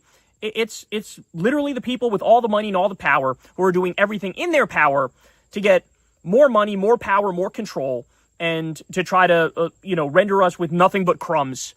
And people are waking up to it, man, and Elon Musk is a great example of that. I mean, could you imagine this motherfucker was going around cutting pediatric cancer research and Meals on Wheels and illegally hacking into the treasury and destroying programs that lead to the deaths of millions of people? He was doing that while smugly yelling at like lower income people that they're the problem and they're the parasites and they're the moochers. I don't know, man. A moocher to me is somebody who takes $38 billion from the government to launch a bunch of rockets that explode immediately, which is exactly what Elon Musk did. Seems like you're the moocher. You're the parasite. That's what it seems like to me. So it's just incredible. It's just incredible. This man, and by the way, all like the idea of the parasite immigrant, which he talks about all the time. You're 40? Describing yourself. We got 40 people in here. That's awesome. Yeah, we're really growing. Thanks, guys. I appreciate all the support.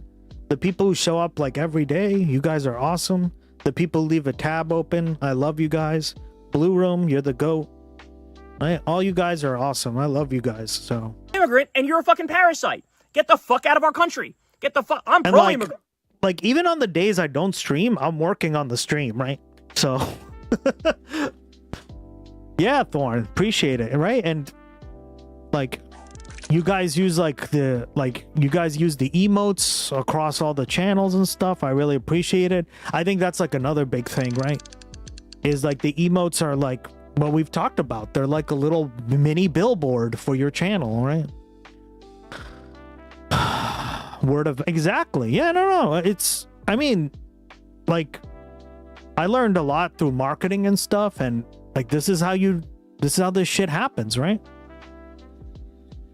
Through word of mouth. You don't do it through just like connections and stuff or being friends with people, right? I want to do things my way. Yeah, everyone loves the emotes. Yeah, like we've gotten so much like responses, right? From like just so many different creators. You guys have sent me their clips and shit. It's awesome. Love it. I'm pro-refugee. I'm pro-immigrant. They make this country great. Except him. He doesn't. For real. He makes it worse. Jesus fucking Christ. Okay, let's continue. So, I kind of alluded to this earlier here, but there was a study with almost 74,000 people aged 50 to 85. And in this study, what was discovered is that the wealthy... I don't know if you guys know, but I've told you, like, there's like a little panel on Twitch that shows you like how many times your emotes get used and stuff. And I think we've had like 700 people or some shit like that use them across like, right? Like just ridiculous numbers, thousands and like 20,000 times. I think our most popular one is the wave, right?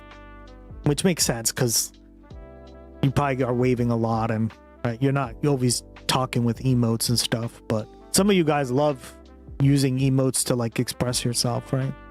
That one, like I'll have to show it to you one day, but the stats are just ridiculous to me. I'm like, whoa, right? They have been.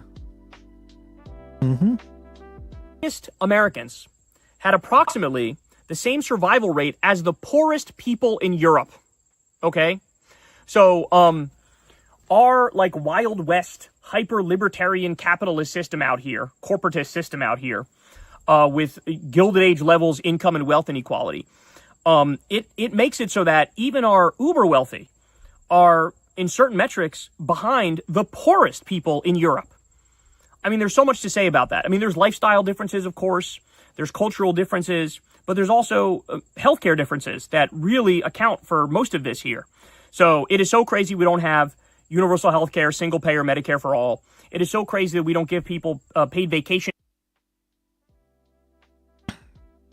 I use them where I go see the Gus fam and sees me. I hope others click to see. Well, I think that's what the whole point, right?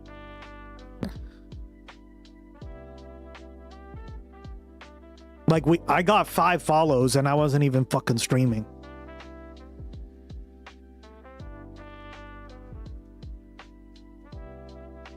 Right, so I think it was just you guys using the emotes on other people's streams and stuff, and they're like, "Oh, that's cute. Who's that little guy?" Or "I love the AOC dancing," or like, right? A lot of people like the Cash W one because it's funny as hell, right? I've heard it all, guys. I found a couple of Gus chatters and channels using... Oh, really? That's awesome. Yeah, JFK told me, he was like, yeah, they were like, your room was like, our room was like colonized by you guys. Stop colonizing, chat. Hey there, Blue. Yeah. And it's also because you guys are all very friendly, right? You all try to be really friendly, and you try to be in like, I saw Lucy. Yeah, she's like, there you go. Hey, and that's gonna help. Like, be like, who the fuck is this kid, right? Yeah. So there you go, Thorn. Wait till the aliens land and colonize our asses. Damn right. We're getting colonized by aliens.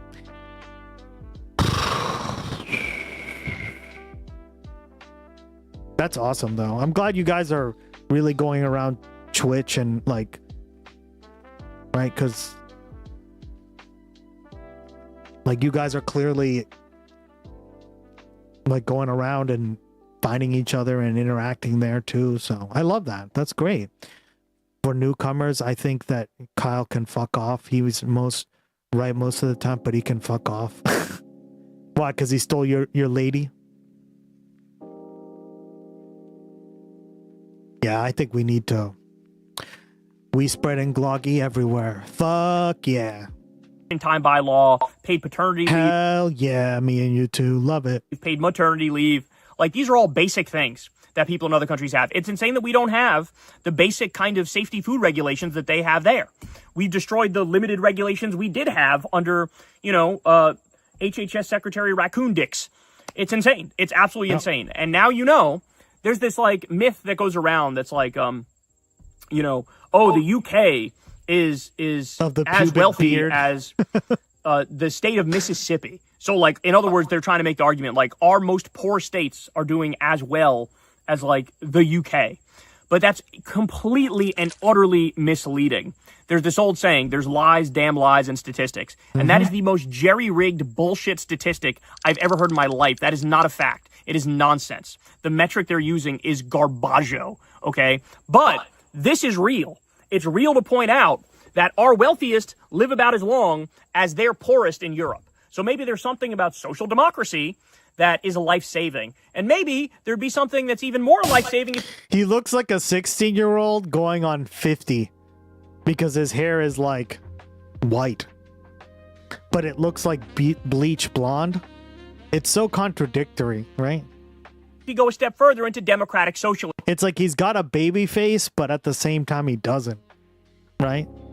Gloggy, how are your peace talks going with the pigeon collector? Promising, I hope. Hell yeah. I love how somebody got him to hate pigeons. I love you guys. Like, who fucking did that? I still want to know. Most streams devolve into name calling, but no one is asking for those people the real questions on why I think it's bad, and I think it would be good to present. Yeah, I agree. Most streams are like that. Especially these political streams, right? Especially when you're asking like I don't know. I just feel like there's like a lot of like everybody finds their like chat to kind of nod along with, and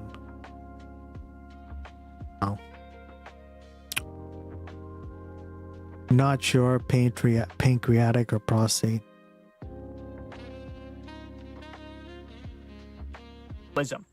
Right? Maybe that would increase the lifespan by another 5 years or 10 years. Word. You know, imagine a system that actually gives a shit about people and not just about profits for, you know, Epstein-class pedophile rapists.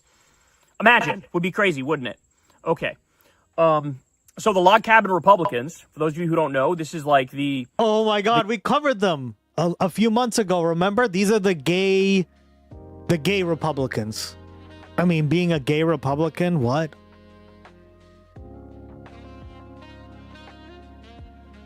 I'm Brian, kill me. Gay Republicans, basically. It's a group of gay Republicans. Well, they just decided they are dropping the T from LGBT. So wow. They're going turf. They're going turf, Blue Room.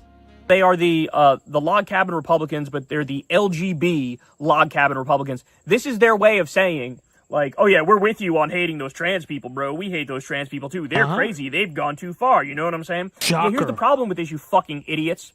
The second they're done ruining the lives of trans people and taking away their health care and, you know, jacking up the suicide rate and causing all sorts of societal ills, the second they're done with screwing them over and trying to exterminate them, as many want to, go listen to Michael Knowles, he literally said that, who do you think is next? Who do you think is fucking next? You are on that line, bitch. You are on that line. And you'll be like, oh, yay, finally, we exterminated the trans people. Who's next? And they're going to go, you motherfucker, you're next. So these people are disgusting. I mean, never in a million years for the life of me will I be able to wrap my mind around any sort of minority Republican. Okay, I mean, it's bad enough. It's bad enough if you're a white man and a Republican. Because what that tells me is you're a fucking dipshit. You're an idiot. Okay? But it makes it even worse if you are a minority Republican, because, like, you're, like, first on the list. I love that emote. I made that one myself, and I think it turned out really well. I got inspired by kids' emote, the point one, because it's all, like, blurry, right? So... They don't like you. They don't want you. They will ruin your life. They are trying to do it right now as they smile in your fucking face. Here we are. Just another phenomenal example of exactly that. Okay, let me give you some good news. So, big news coming out of California. Apparently, Gavin Newsom has now officially launched universal pre-K in the state of California. Now, I've had my issues with Gavin Newsom. He's far too conservative a Democrat for my tastes. I also feel like he does a little bit of the finger in the wind type stuff where he tries to just, you know, give people what they want. He doesn't really have much of a bedrock ideology. However, having said that, as I often say on this show, the worst Democrat is better than the best Republican. And this is another great example of it here. Universal pre-K is a massive, massive win, and I'm happy that they're doing that. We also have Abdul El Sayed has officially called for an end to flock cameras in Michigan. He said, quote, we've got to stand up to this massive surveillance apparatus being built behind closed doors. He's 100% correct about that. And this right here, man, this is a bipartisan issue to the max. Okay, you don't have to be a Democrat, you don't have to be a liberal, you don't have to be a leftist, you could be a Republican, a conservative, a libertarian, you could be apolitical, you could be an independent. It doesn't fucking matter. Nobody likes mass surveillance. Nobody likes having a mass spying blackmail network where, you know, you got all this information on everybody. Everybody wants privacy. We have a right to privacy under our Constitution. And so this is one that's going to cross political lines, and he's 100% right to call for it. We also are learning that Democrats are prepping sweeping investigations into Trump's minerals deal, okay, the Trump family's minerals deal, if they retake Congress. And they're going to focus on conflicts of interest involving Trump and Lutnick, right? They better also look into Witkoff and Kushner while they're at it.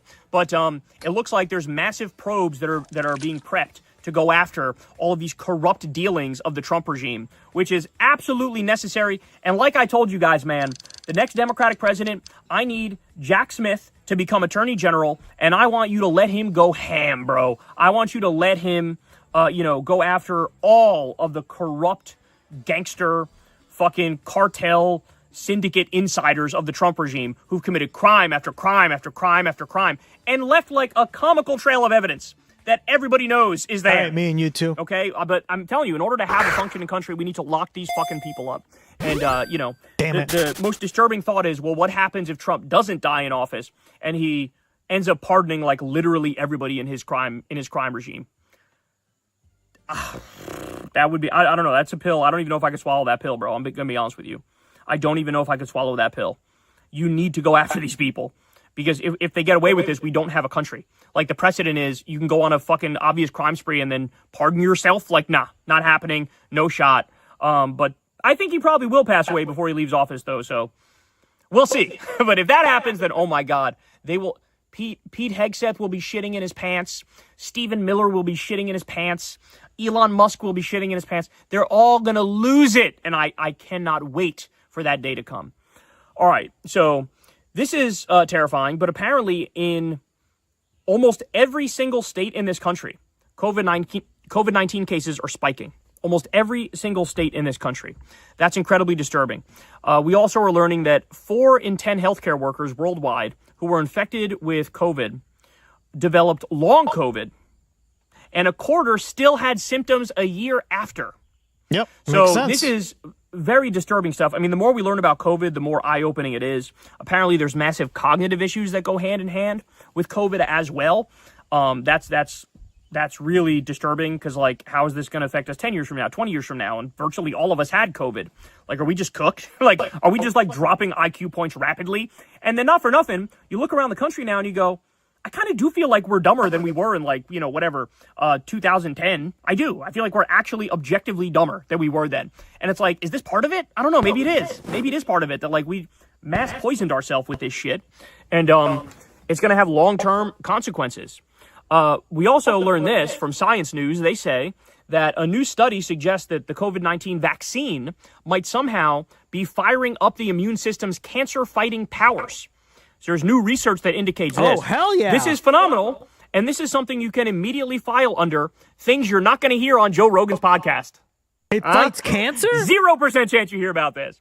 All he does is downplay COVID and act like the vaccine is worse than the fucking virus and spread misinformation day after day after day. He doesn't know his ass from his elbow they need all when it be comes in to jail science or along medicine. with Milei, But he has Thiel and Trump. Yeah, for real. Milei's a fucking criminal, right? And he's helped fucking Trump escape some of this this justification. Like, what the fuck? TB was rising too. Whatever happened to monkeypox? Oh God. Damn. Speaking of self-loathing, who is the guy on the Red Pill podcast that says "Gehay goy, gehay" is too gay for women to live with women? Talk about closeted.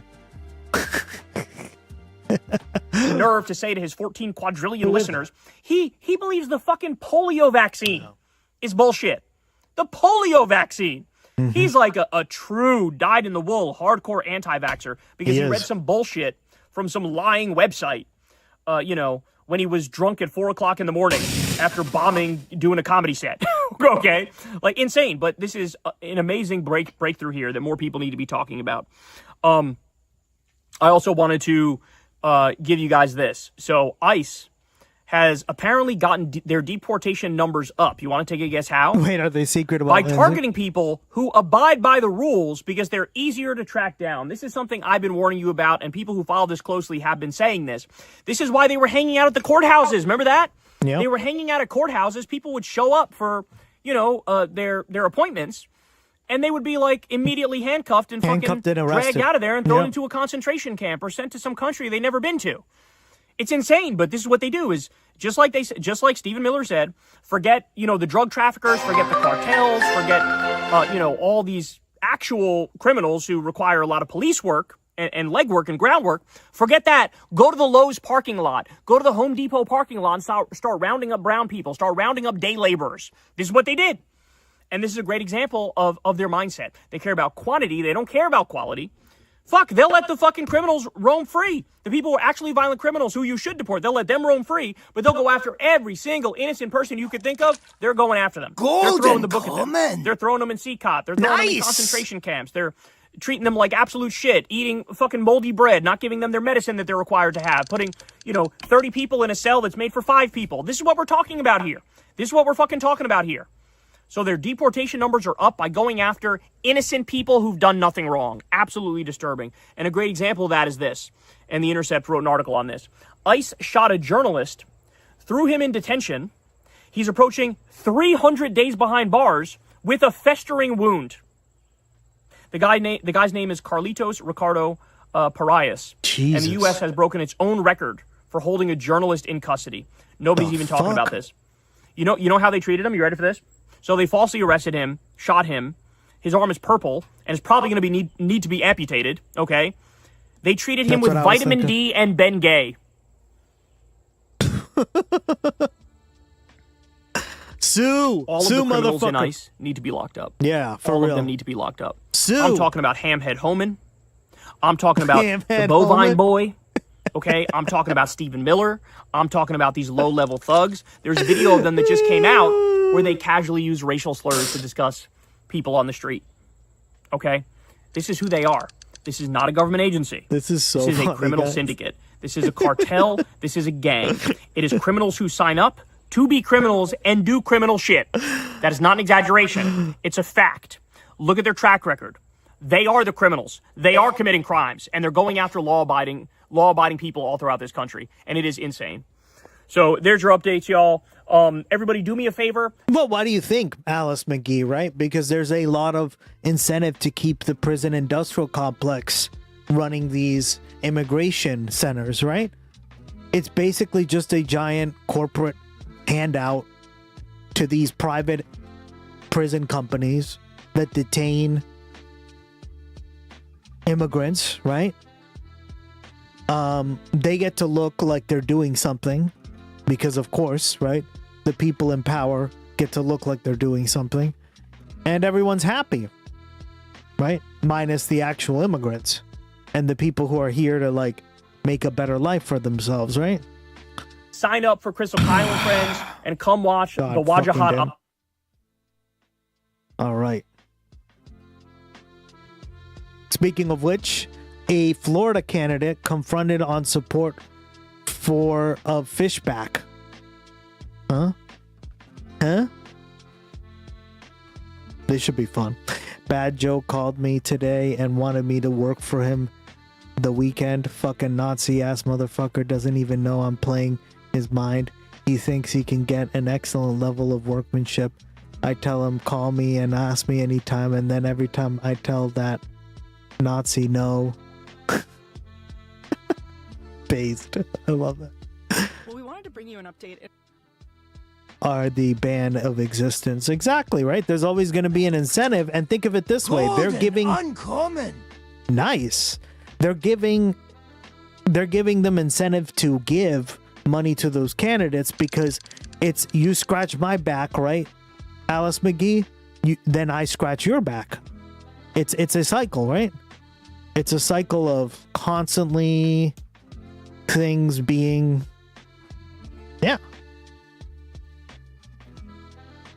In a race that we've been tracking for more than a year. So we're joined once again by Aaron Baker, who actually decided to primary Randy Fine more than a year ago from the right. Aaron, welcome back. Appreciate you for being here.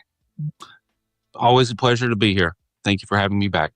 Yeah, this was such an interesting race, and Ryan and I interviewed you about a year ago now, just about your decision to get into this race, because there was something very interesting happening on the right. And Florida became a place where not even just your district, but Florida, the entire state, during this primary cycle became a place where some of this was getting hashed out in some responsible ways and some irresponsible ways. So let's start with your race, because I think you ended up at 13.5% in the race between Randy Fine and Dan Bilzerian. It turned into a little bit of a circus. Oh Aaron. yeah, I remember this. Remember when we found out in 4K that Dan Bilzerian was like running for Congress, and we saw him lose miserably to Randy Fine?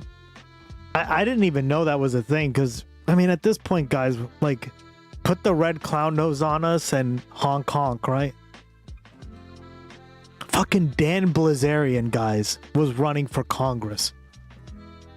He lost miserably, but still. I blame Thorne. Just catch us up, remind viewers why you decided to primary Randy Fine from the right when you launched. The Iran war had not yet happened, so that was a major update. But what were you thinking when you got into the race, and what was it like running as a Republican against Randy Fine? Well, I mean, I got into the race because I thought he was a genocidal maniac that needed to be taken out of our government, and I still believe that. And that's not going to change. I mean, you don't change the spots on a leopard.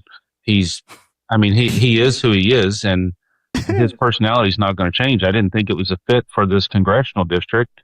However, the voters thought otherwise. And how did that change once Bilzerian got into the race? What was, and you had been running for a while by the time he got into the race, and you were making this case against Randy Fine's foreign policy in a fairly reasonable way. Bilzerian gets into the race. What happened? Yeah, so if we go back in history a little bit, so I filed my paperwork in April, right after Fine won the special election. Dan called me back in December of last year, and we spoke for a good long while, and he said, after the first of the year, let's catch up, and I'll be more than happy to see what I can do to help you. And that was what I thought was going to be the plan going forward. But then he decided to go. We were never able to reconnect, and then I get a call in late March or maybe mid-March, and Dan says, "Well, you didn't raise enough money." And I've been here just lurking. No worries, Patricia. Thank you so much. Appreciate it, girl. To say, well, bigoted assholes think that we're talking about Dan Bilzerian, that red pillar who threw a woman off a roof. Remember we discussed that and broke her neck or her she broke her leg, right? Thankfully that was all that was broken. But you can get fucked up by being thrown off. Bad Joe Dan Bilzerian. Dan Bilzerian. Oh, duh, you didn't help me. Bullshitian. Like you said you were going to. He said, so I'm going to run myself. And I thought, okay, well, you need to get on a plane and you need to get your butt here. X off a roof. Really? It was Hassan's ex? Really? No. The world can't be that small. It's a small world after all. No, I think you're memeing, dog. I forget. Was it really? No, it couldn't have been his ex. Right now. And at that point, I even offered, okay, if you're serious about this, I'll take you around. I know every square inch of this district. I'll take you to every place that you need to go. He death dated her? If he had... Hold on, we got to look this up. Okay.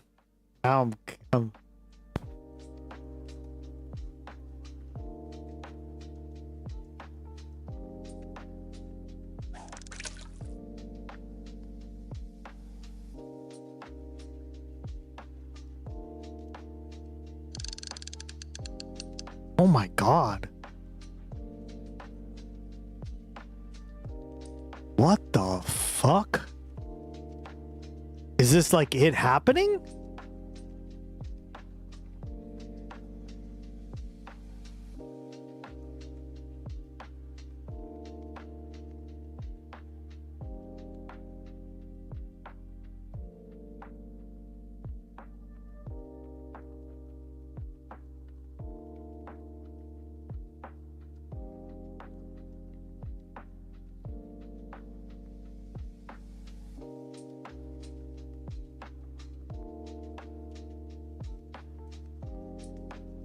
Shows you how much I follow in terms of the drama, guys. Let's see here.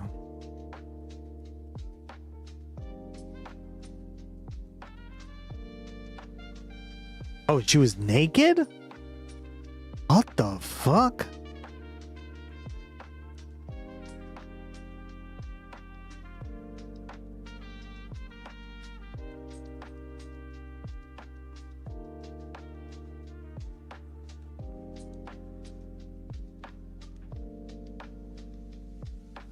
It was during the photo shoot for Hustler or something. Yeah, I think I found it.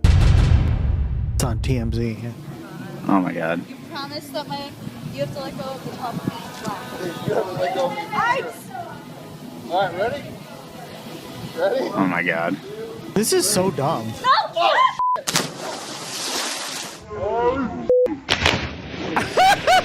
Oh my God! Yeah, she hit the pavement and then went in the water. Dumbass. Wow. Also, she's like butt fucking naked and he grabs her by the pussy. Jesus fucking Christ.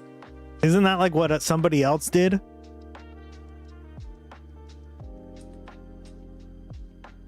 But didn't throw him off a roof. He just bragged about it in a fucking access tape. Mm-hmm. Yep. Wow. Crazy, guys. Crazy. Wanted to run a series. That's why when I was like, Dan Blazarian's running, but that's because literally he did this like in March or like April, it sounds like. He just pulled this shit out of his butt and was like, yep, I'm running.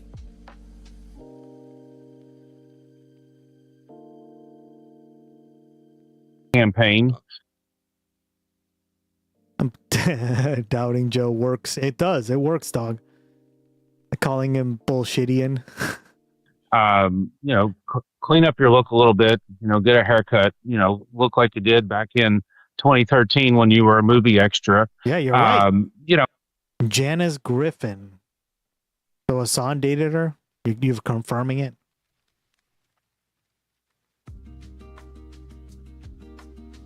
Possibly single. Janice Griffin has dated Hassan Piker. Is a 30-year-old American porn star born in 1995. What up?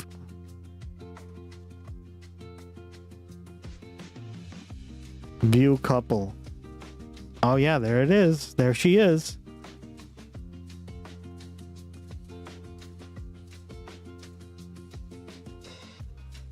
Born Hassan Dogan Piker. I didn't know his name was Dogan.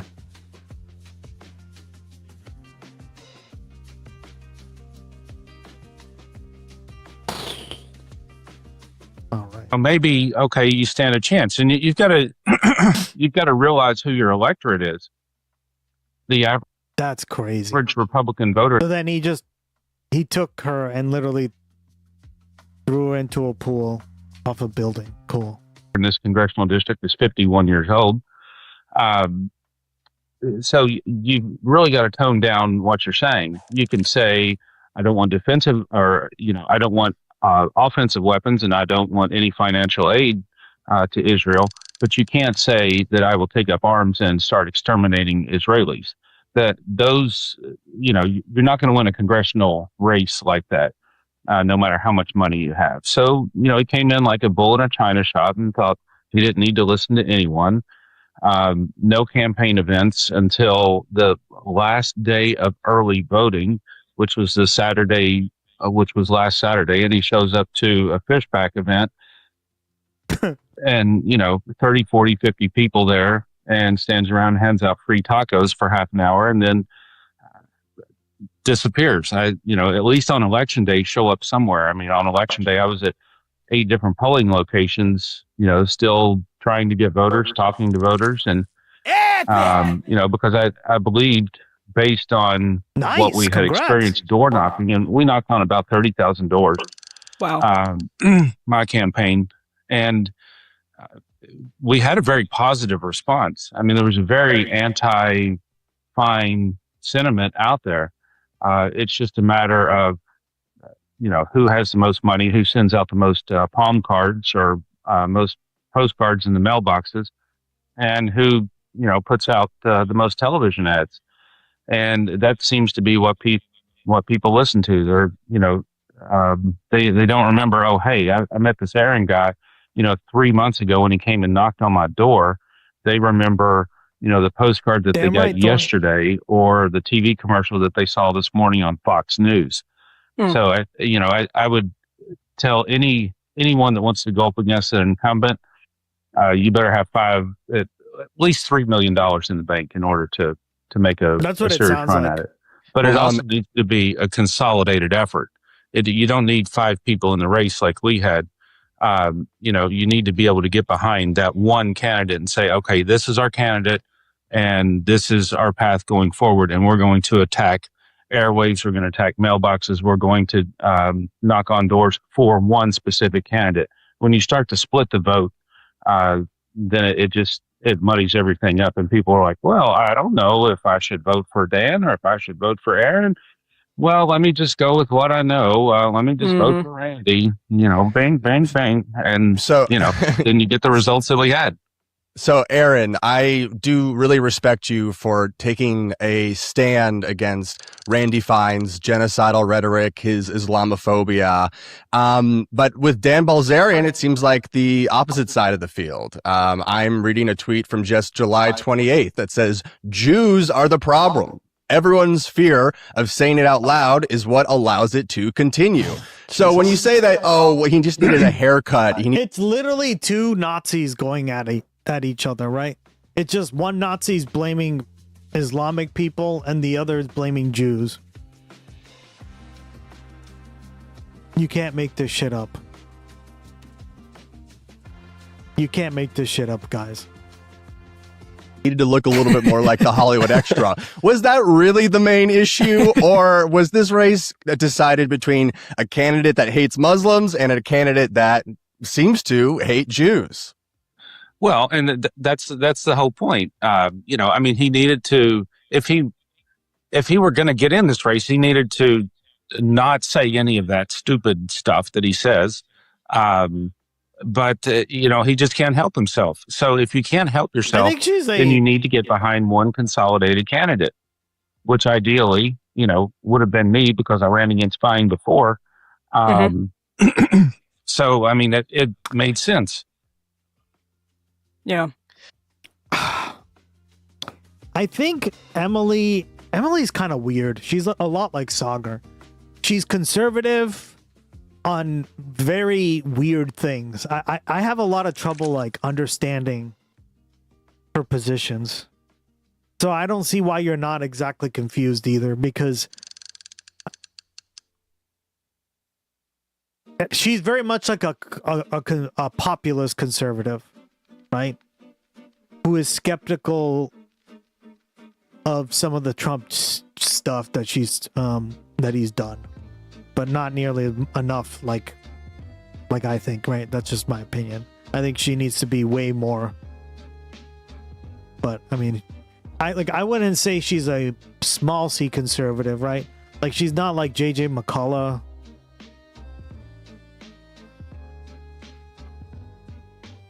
Saga and Emily bother me because they want good mortgages but are against Trump. Yeah. It's very strange, right? Like they're very, I don't know how to describe them. They're a very weird kind of conservative. What do they forget is that Muslims is not Jews. It's the wealthy and governments that caused the war and conflicts and the atrocities. If it wasn't, then wouldn't have to shit be happening if always. Good luck with that concept of home owning. It's gone in the wind. For real. For real. In the days of the Rockefellers, people still had a chance for the American dream, working up from zero to a billionaire. So it was still rock. Today it's that concept is dead. PFN is Peacefire, right?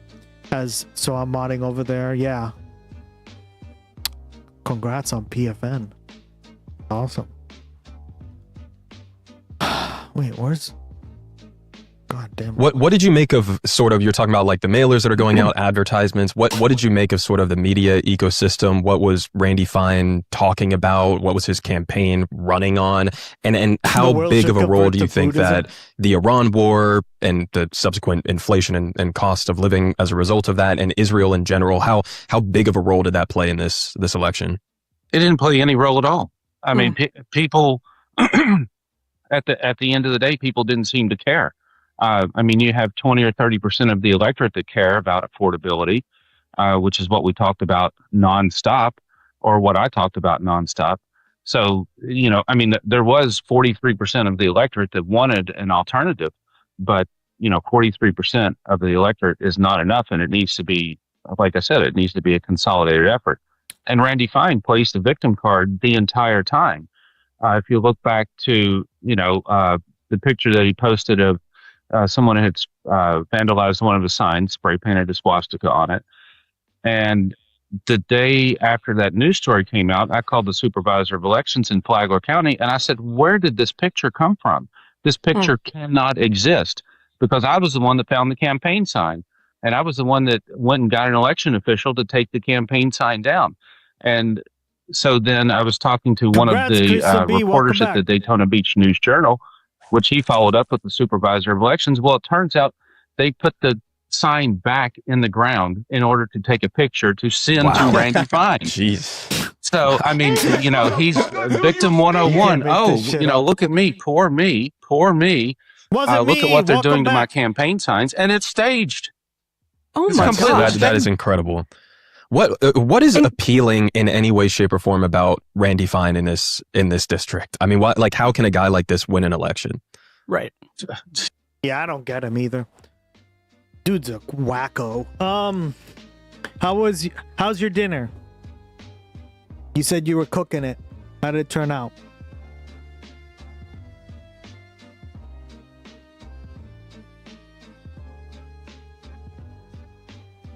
We're going over the Randy Fine, Dan Blazarian race. I don't know how he was Western me, winning. wake up, Western me, wake up, Western me.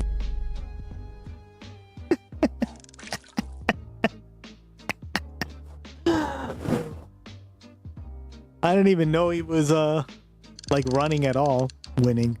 I mean, he essentially, right? There were the two candidates who were Nazis got the most vote. Meow. Damn You right. got me beat on that one. We're back. Cheshire Cat. Is it Trump? Is it the Trump endorsement? Yeah, was I it mean, Trump? just the Trump endorsement. I mean, Trump won this district by 30 points. So, you know, Randy Fine has underperformed Trump at every single stage. Oh, look at that. You know, I other than Trump, that's what his signs say. Trump endorsed, Trump endorsed, Trump endorsed, Trump endorsed, fine for Congress. Yeah, poor little buddy is really sick. Hopefully his meds kick in. But he might have 2 infections. He's a senior citizen. Oh no.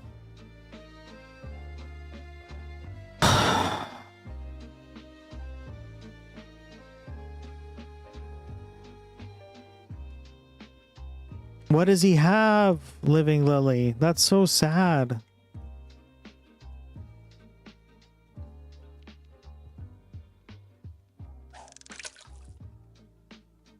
Splendinavia! Welcome back, buddy. Good to see you again. Gusty to see you. Am I right? Gusty to see you, even. And that's how he opens every speech that he gives. And, you know, he has absolutely zero respect for the people here, which I had a lot of help behind the scenes from elected officials, but the elected officials didn't want to come out and say, oh, Aaron, you know, we'll support you publicly.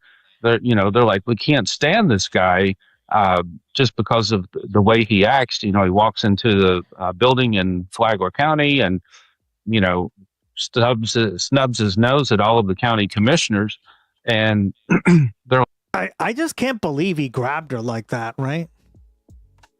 And then not only that, but Mr. Macho Man didn't even do a good job at throwing her. Right? Like, this is what I mean. If you're going to be macho and stuff, like, oh God, so dumb. Like, why are we supporting this guy? They're going to smoke a joint. Smoke weed every day. I'm bringing my hammer. Local gangster tried to piss me off on a building. I called him out. He says he's gonna kill me. I bring my hammer, which all of you should check out. in general. Oh, I saw that.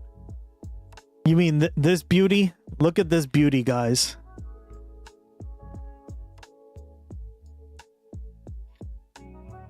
Hold on. Where is it? Hold on.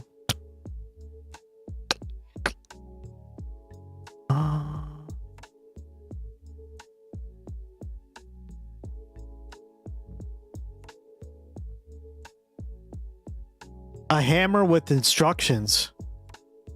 In case you didn't know how to fucking hammer.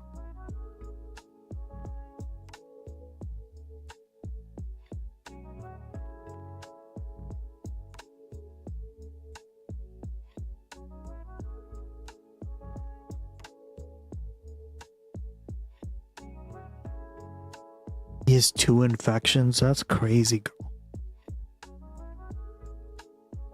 They think he has a UTI and it's kind of gross, but an anal gland infection. Basically, his butt is infected. Ew.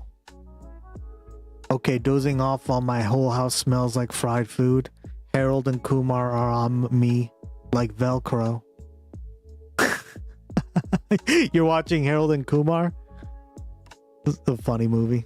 Oh, I appreciate that. That's good. See? That sucks. I'm really sorry. Living like that's... Ugh. There is macho and then there's actually being tough. Yeah. I told you it was... Like, as dogs get older, they just get so many more, like, health problems, I've noticed, right? I mean, like anyone, really, right? This is actually going to be a problem that we're going to talk about next here. Everything is fucked. You know, we'll be more than happy to help you behind. There's macho and then there's actually being tough. Well, that's what I'm saying, right? It's like, bro, you can't even, like, then don't do it, right? Like, what was the point of that? It's so dumb. Oh no, my grandpa is also in the hospital with the UTI. Don't think he has much more time. Yeah, I mean, they tend to be pretty debilitating for older people too, right? It sucks.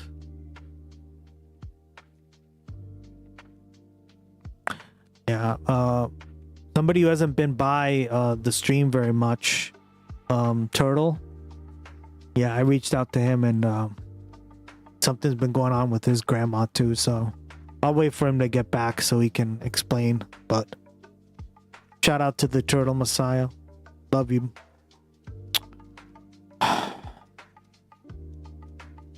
It's crazy how something isn't common and you're like turtle deadly, like turn deadly when older. Yeah. Like just simple things, right, Alice? If you need to tell people you're an alpha male, you're basically a scared little boy. Yeah, right? It's cringe. It's really cringe. In the scenes, but no one wants to come out publicly for fear of retribution. And I get it.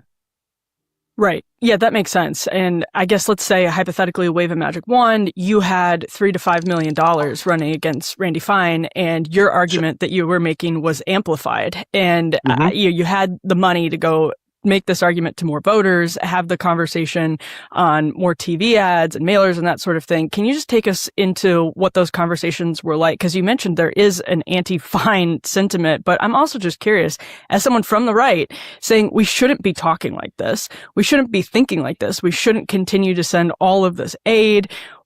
Did you find receptive audiences when you're having those conversations in person? Like, were Republican voters, and I imagine because you got 13.5% of the vote, some people were like, hell yeah, getting behind you. This is insane. What was that undercurrent like? Like, how were people thinking about this on the right? I mean, when I would talk to, when I would speak to an audience, 9 times out of 10, they would say, Aaron, we're behind you 100%. You know, we agree with everything you're saying, that, the affordability is a major issue. We agree that Social Security has to be fixed in the next Congress. And these are things that Randy Fine's not talking about. He's talking about, I'm Trump endorsed, I'm Trump endorsed, I'm Trump endorsed. Well, good luck after Trump's not here anymore. I have no idea what he's going to do. And what about on Israel? It was really kind of a non-issue, and I think from Dan's perspective, it turned off more voters than it helped with him. If he had simply stuck to a message about, kind of down the middle about affordability, and addressed it in a point of foreign aid, and helping seniors with Medicare cost and making sure that seniors get a cost of living increase every year, that would have been a much more receptive message, because that's what I was saying. And basically he got about 4% more than me with millions of dollars that he spent. So I was able to do the same thing, trying to run not far right, not extreme far other right, but kind of down the center. So to your point, I think that if I had $5 million, it would have been a very easy race. So, Aaron, you mentioned a little bit of the circus of Dan Bilzerian showing up to a James Fishback campaign event, and I wanted your reaction to that as well. Now, of course, James Fishback is known as the Groyper candidate. He goes around talking to young men about goy slop. He was referring to his black opponent as Byron, and he was going around attacking... I love it, guys. Thank you for supporting. I'm really sorry about your grandpa Blue Room. I really appreciate you telling us that. Yeah, like you already know, guys, my dog is not doing too well either, so I can really relate. It's why I don't show him off too much. Like it's just he's not doing well. So like any day now, right? I don't know. I've just noticed like a ton of my friends have been losing pets recently. I got like I'm not even joking, 5 or 6 messages alone from this shit. Fuck. Brian, kill me right now. Though he was a gooner, but the cat came back the very next day. You thought he was a goner? Thanks. He's been on the catheter for a while, and he's kind of allergic to antibiotics. He's been in and out of the hospital Brian. like 8 Kill times. The past 2 years, almost every time they thought it was the end. And one time they even pushed him on morphine. He's 93. When I was a little kid, he would always sing to me, "The cat came back the very next day."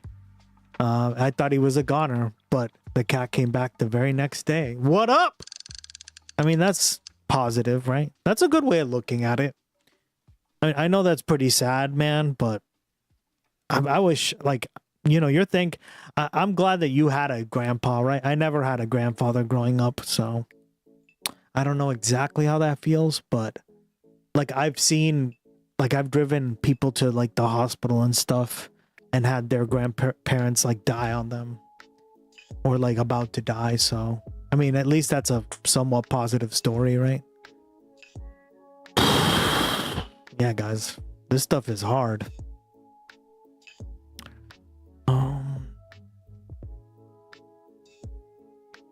I'm Brian Kill Me. Thank you.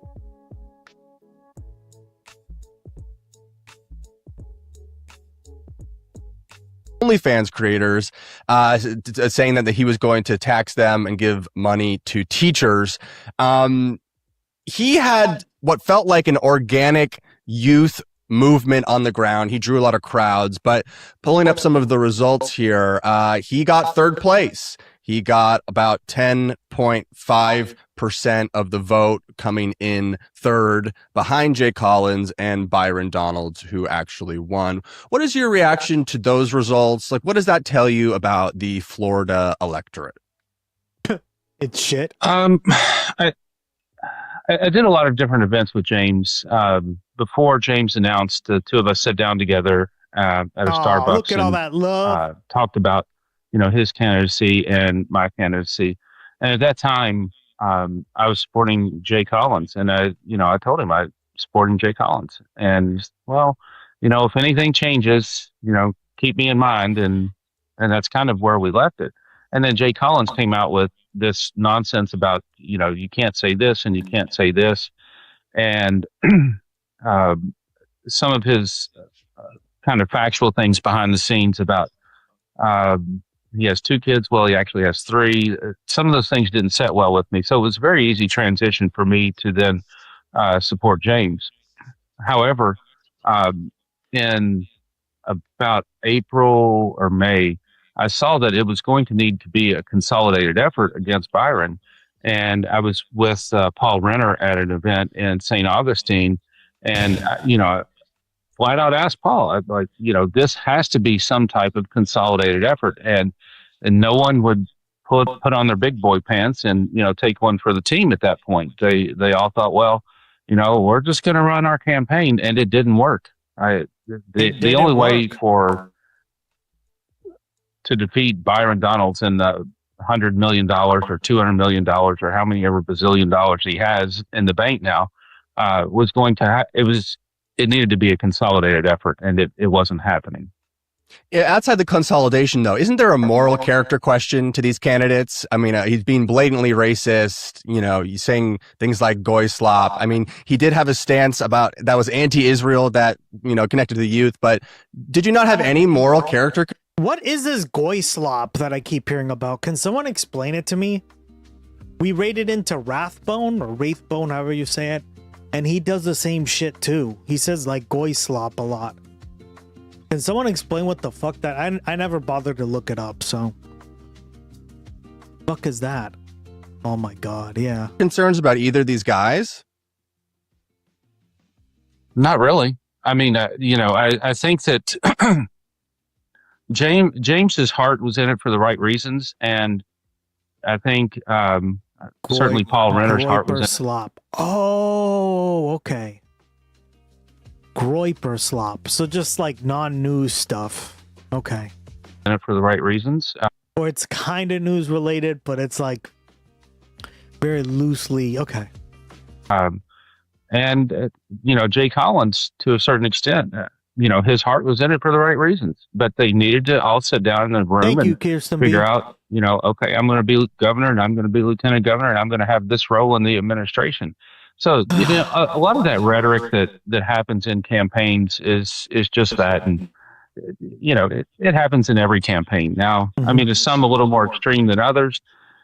Yeah, but, at the same time, I think it shows that Byron's going to have a little bit of a tough time in the general election. I mean, most of the polls right now have him and Jolly virtually tied in a state that, Governor DeSantis won by 20 points. So we're going to see how all that plays out. I suppose just following up on the Fishback point, I see him, he's not Dan Bilzerian, certainly.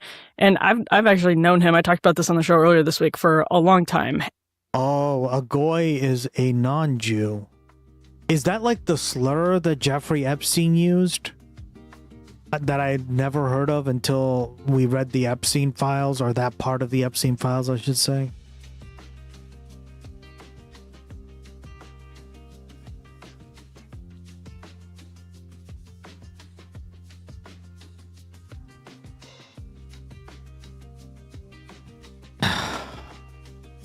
There are some days I don't want to know about humanity at all. Fuck it. I hate humanity some days. Like, I just learn stuff like that and I'm like, great. We are so far away from like what I envision, right? In terms of like understanding and it's a slur Jewish supremacists use, yeah. It's a spicy topic. Yeah, that's not good. And I grew up in a predominantly Jewish area. I told you guys here where I live in Mass. And I don't know, like I just never heard that fucking saying ever. At least I don't think.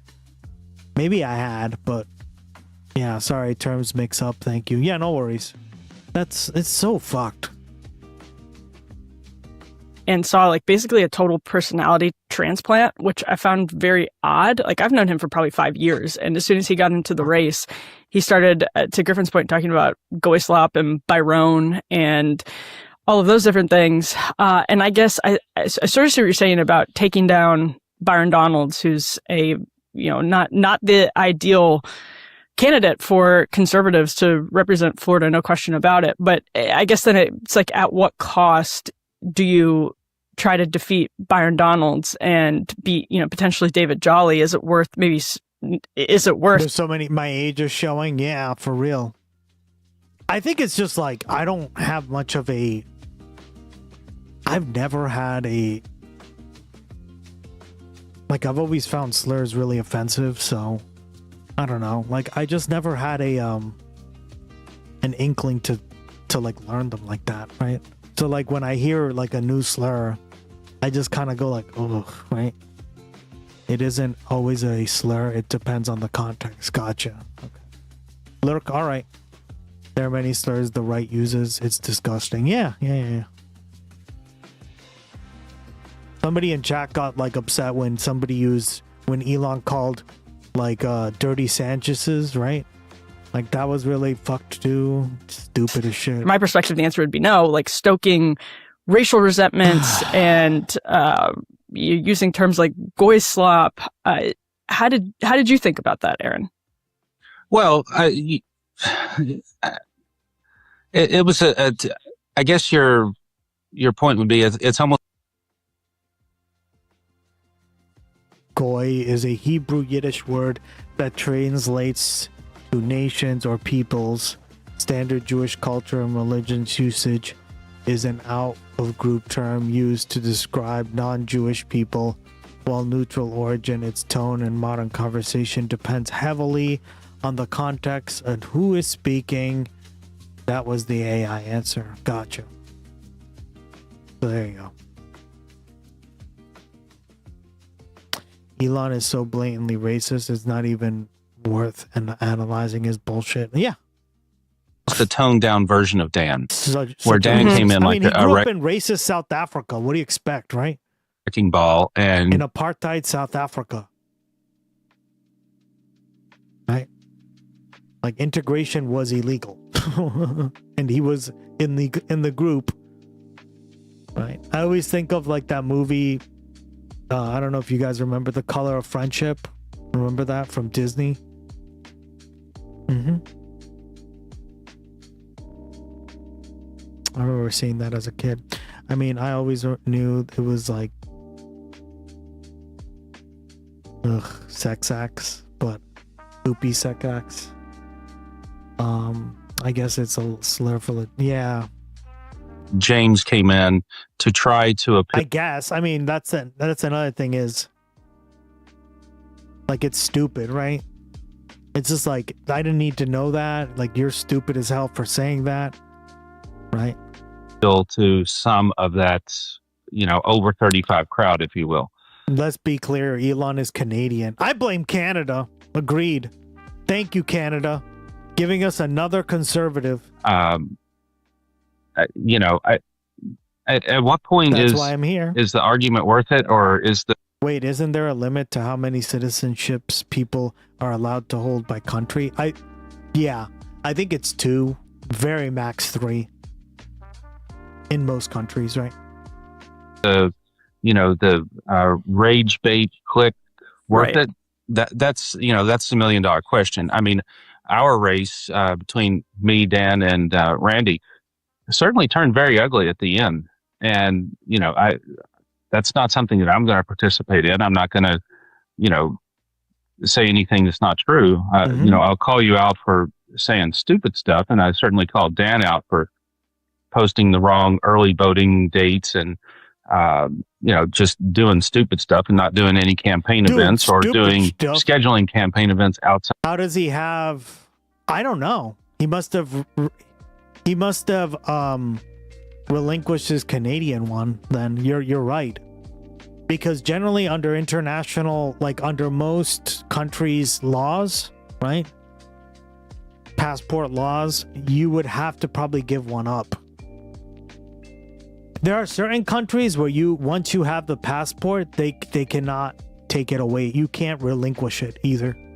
So you're basically stuck with that for life. Yeah, Norway doesn't allow dual citizenships, for example. Last time I checked, Norwegians here can fact check me on that. Yeah, if there are any Norwegians in chat, I know normally there are, but Not all, though. Yeah, well said.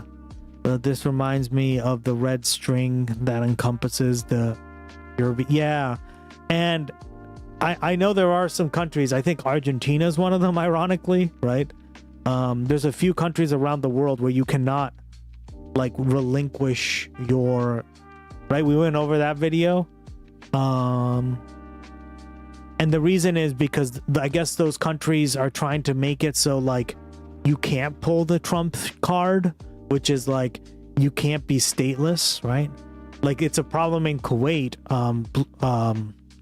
Gandalf the 3D told us, right, that there's like a group of people who are essentially stateless because the government has stripped them of their citizenship, even though they were born in Kuwait. So they're essentially stateless people, right? Which is a huge problem in the UN and international law in itself. But that's like for another stream, because that's a whole nother rabbit hole, right? So the way some countries do that, right, is they don't even allow you to, like, get rid of your passport for any reason.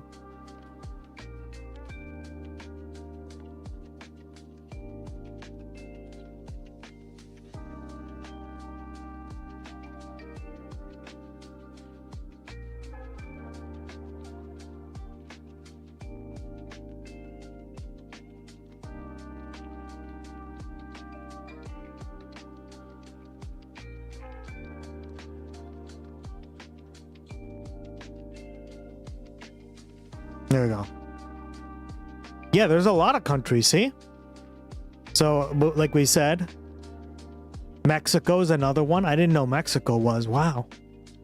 So if you are a Mexican citizen, you couldn't renounce your citizenship if you wanted to. Guatemala, Honduras, El Salvador, Nicaragua, Costa Rica, Panama, Ecuador, Brazil, Bolivia, Argentina, Cuba. Oh, look at that. Cuba doesn't even allow you to do that. Haiti, Dominican Republic, right? Morocco, Angola, Eritrea, Yemen, Egypt, Saudi Arabia, Oman, United Arab Emirates, and Kuwait. But this is not true, right? Because it's by de facto, which is different by de jure, right? It means like de jure means like by the terror, right? By like the law. So there you go. Iran, de facto is completely different. You renounce your citizenship for a cool $3,000. That's another thing. Yeah, we watched the video on this. It was a few months ago we discussed this, but I didn't know Cuba and DR were like that. That's crazy. They mentioned, I think, like Brazil and Argentina, but it's like Costa Rica too. But it does make it difficult because, say, if you have one of these passports and then you want to like go to a place and become a Norwegian citizen, you technically couldn't, right? Scandinavia, depends on the country. Yeah, see, so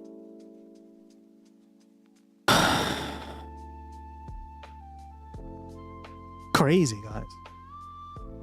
The district, but I think James tried to craft a message. Yes, and then that's the implication is with Brazil, at least you get you can hold dual citizenships, right? But there are some countries that you're not allowed to hold dual citizenship. So if you were like to move to Norway and you wanted to become citizen there, I guess you can't, if that's true, right, Splendinavia? Because you wouldn't be able to renounce your Brazilian passport or whatever the fuck, right? That so you're basically stuck, which is dumb. Hold on, let's look that up then.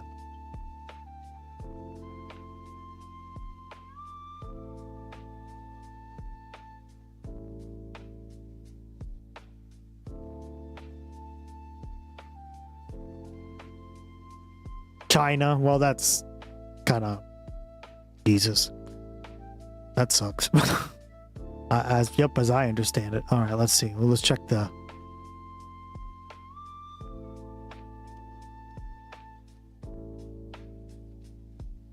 Oh wow, Cuba doesn't let you. Fuck. I didn't know that. Cuba. Look at that. And Suriname, which is also in South America, right? Are primarily countries in the Western Hemisphere. So like those two in the Western Hemisphere do not allow you to. That's crazy. Maybe it's a way to control like Cuban Americans, right? That might be the reason. The gusanos, right? Japan requires individuals with dual nationality to choose by the age of 22.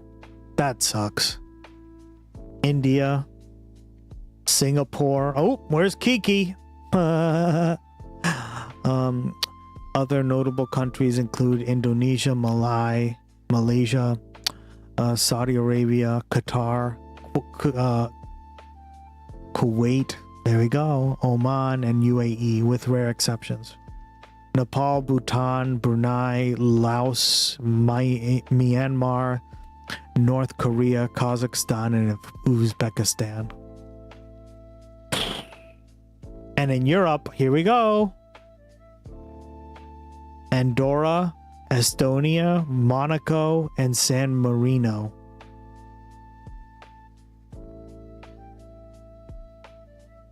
Oh, apparently Scandinavia.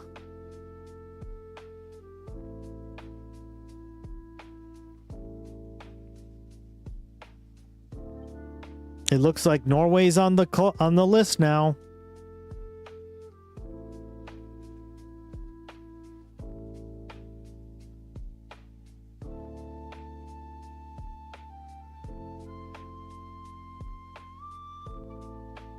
Yeah. But you're right. The Netherlands. Look at that. The Netherlands and Spain. I think Spain only allows it in certain circumstances. Yeah, see? It says multiple nationalities restricted to specific cases.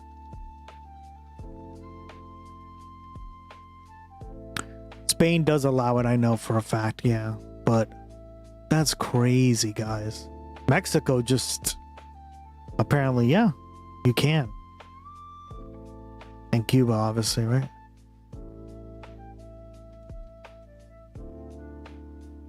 All right, well, could possibly appeal to the over 35 crowd, but just really didn't that much. And some people would see that as like sneaky, trying to sneak in bigotry. Did you have those concerns? I just kind of rolled with the punches, and most of the time, there were certain things that James said along the way, and I missed that about Spain. Whoops. Yeah. Good Thank you for everyone. We did it. 55343798. Join the Patreon. Active patron 8/21/2026. 8:20:49 p.m. Thank you so much for joining the Patreon. Really helps out the stream. Thank you. Lets me do this more. I really appreciate it, guys. Thank you. If you don't know, I don't like to dox people, so that's why it does the Patreon thing like that. Because a lot of times they'll just say your name, and I'm like, oh fuck. Yeah, don't do that. Despite all the chaos in my life, today was a pretty good day. Awesome. Good to hear, buddy.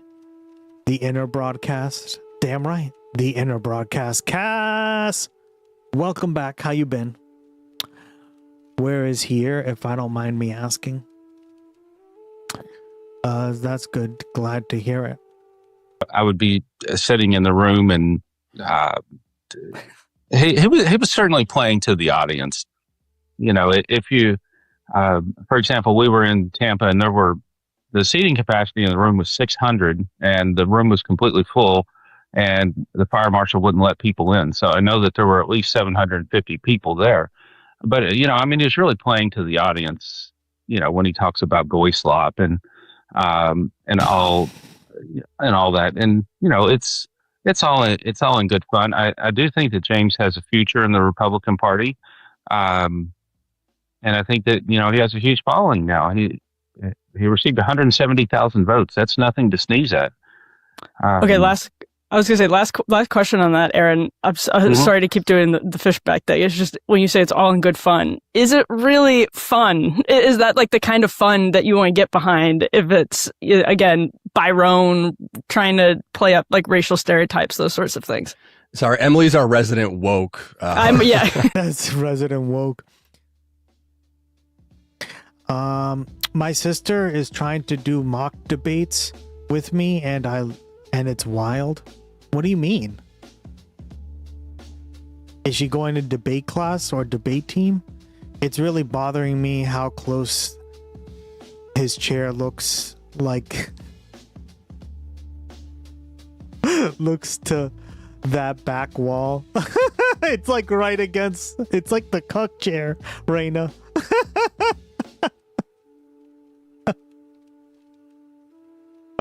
He's pushed all against the back. Why? Why, motherfucker?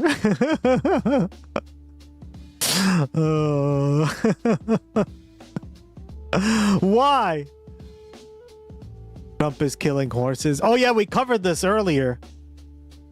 We covered your thing too that you talked about. I know you were at work, girl, but we covered this earlier and it was... The Trump administration is rounding up America's wild horses by helicopter and then secretly sending them through a pipeline where they end up being slaughtered and then sold abroad for meat. So slaughtering wild horses, which are symbols of American freedom, is actually illegal. Congress has them protected, which is why the Trump administration came up with this insane loophole to curb populations. First, they use low-flying helicopters to chase herds of thousands of horses in the West into traps. And you can see from these pictures how they actually do that. The horses are then loaded onto trucks and taken to massive government holding facilities where they're treated horribly. The kicker is that this actually costs taxpayers $100 million a year, so we are paying for all of this. Anymore. According to incredible reporting from the New York Times, even though it costs so much to track and wrangle these horses, they're being sold for as low as $25 because the government wants to get rid of them. And it's because once the Bureau of Land Management sells a horse to a private buyer, it's no longer federally protected. The New York Times found that so many horses sold through the system have ended up in the slaughter trade,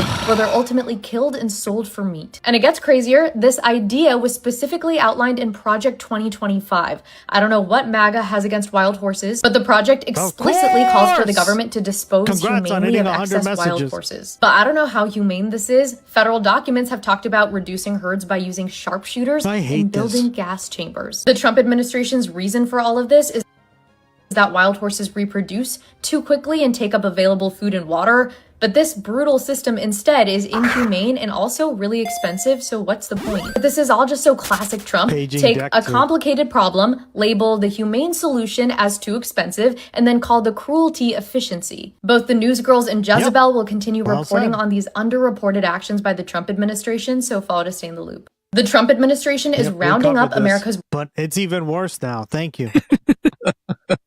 Thank you. I think in the end, I did vote for James. In the end, I think James would have made a really good lieutenant governor. Because, Elaney, that would cost too much money. You'd have to import their whole land. No. You got to slaughter them and then sell the meat. But that literally Nazis against immigrants and horses.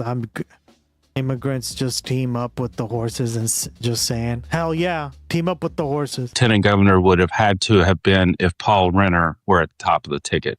I mean, probably Living Lily could explain to you more, Elaney, but horses are very expensive to like house, to maintain, to feed, to like clean up their poop.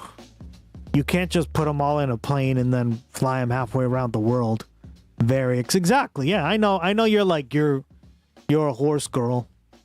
So, and you were mentioning it on your stream when you streamed that like horses take a lot of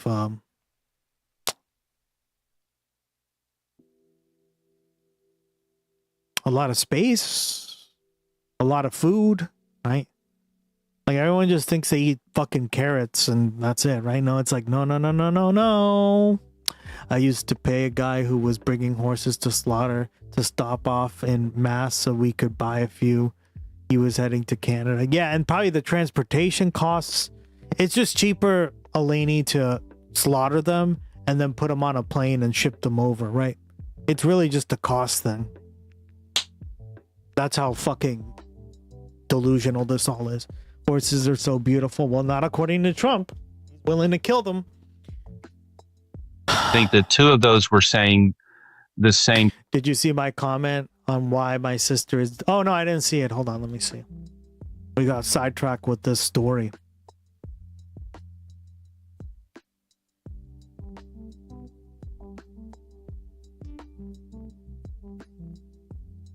I love Gustx. Thanks, Eleni. Welcome back. Good to see you again, girl.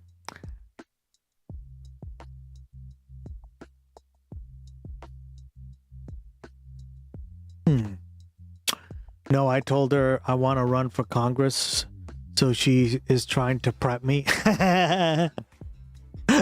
That's awesome. But now she's just trying to debate your ass to see if you can actually run. A good strategy. I mean, just doing repetition is important, right? Or you could just let them run wild protected land. You could, but apparently no. If I get a Rapidash, I quit.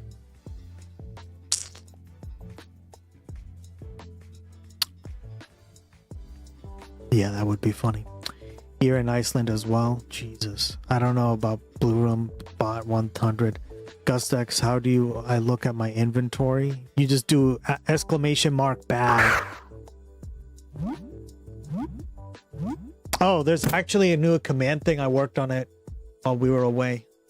So here it is. Just do commands. There you go. These are all the commands on the... Basically.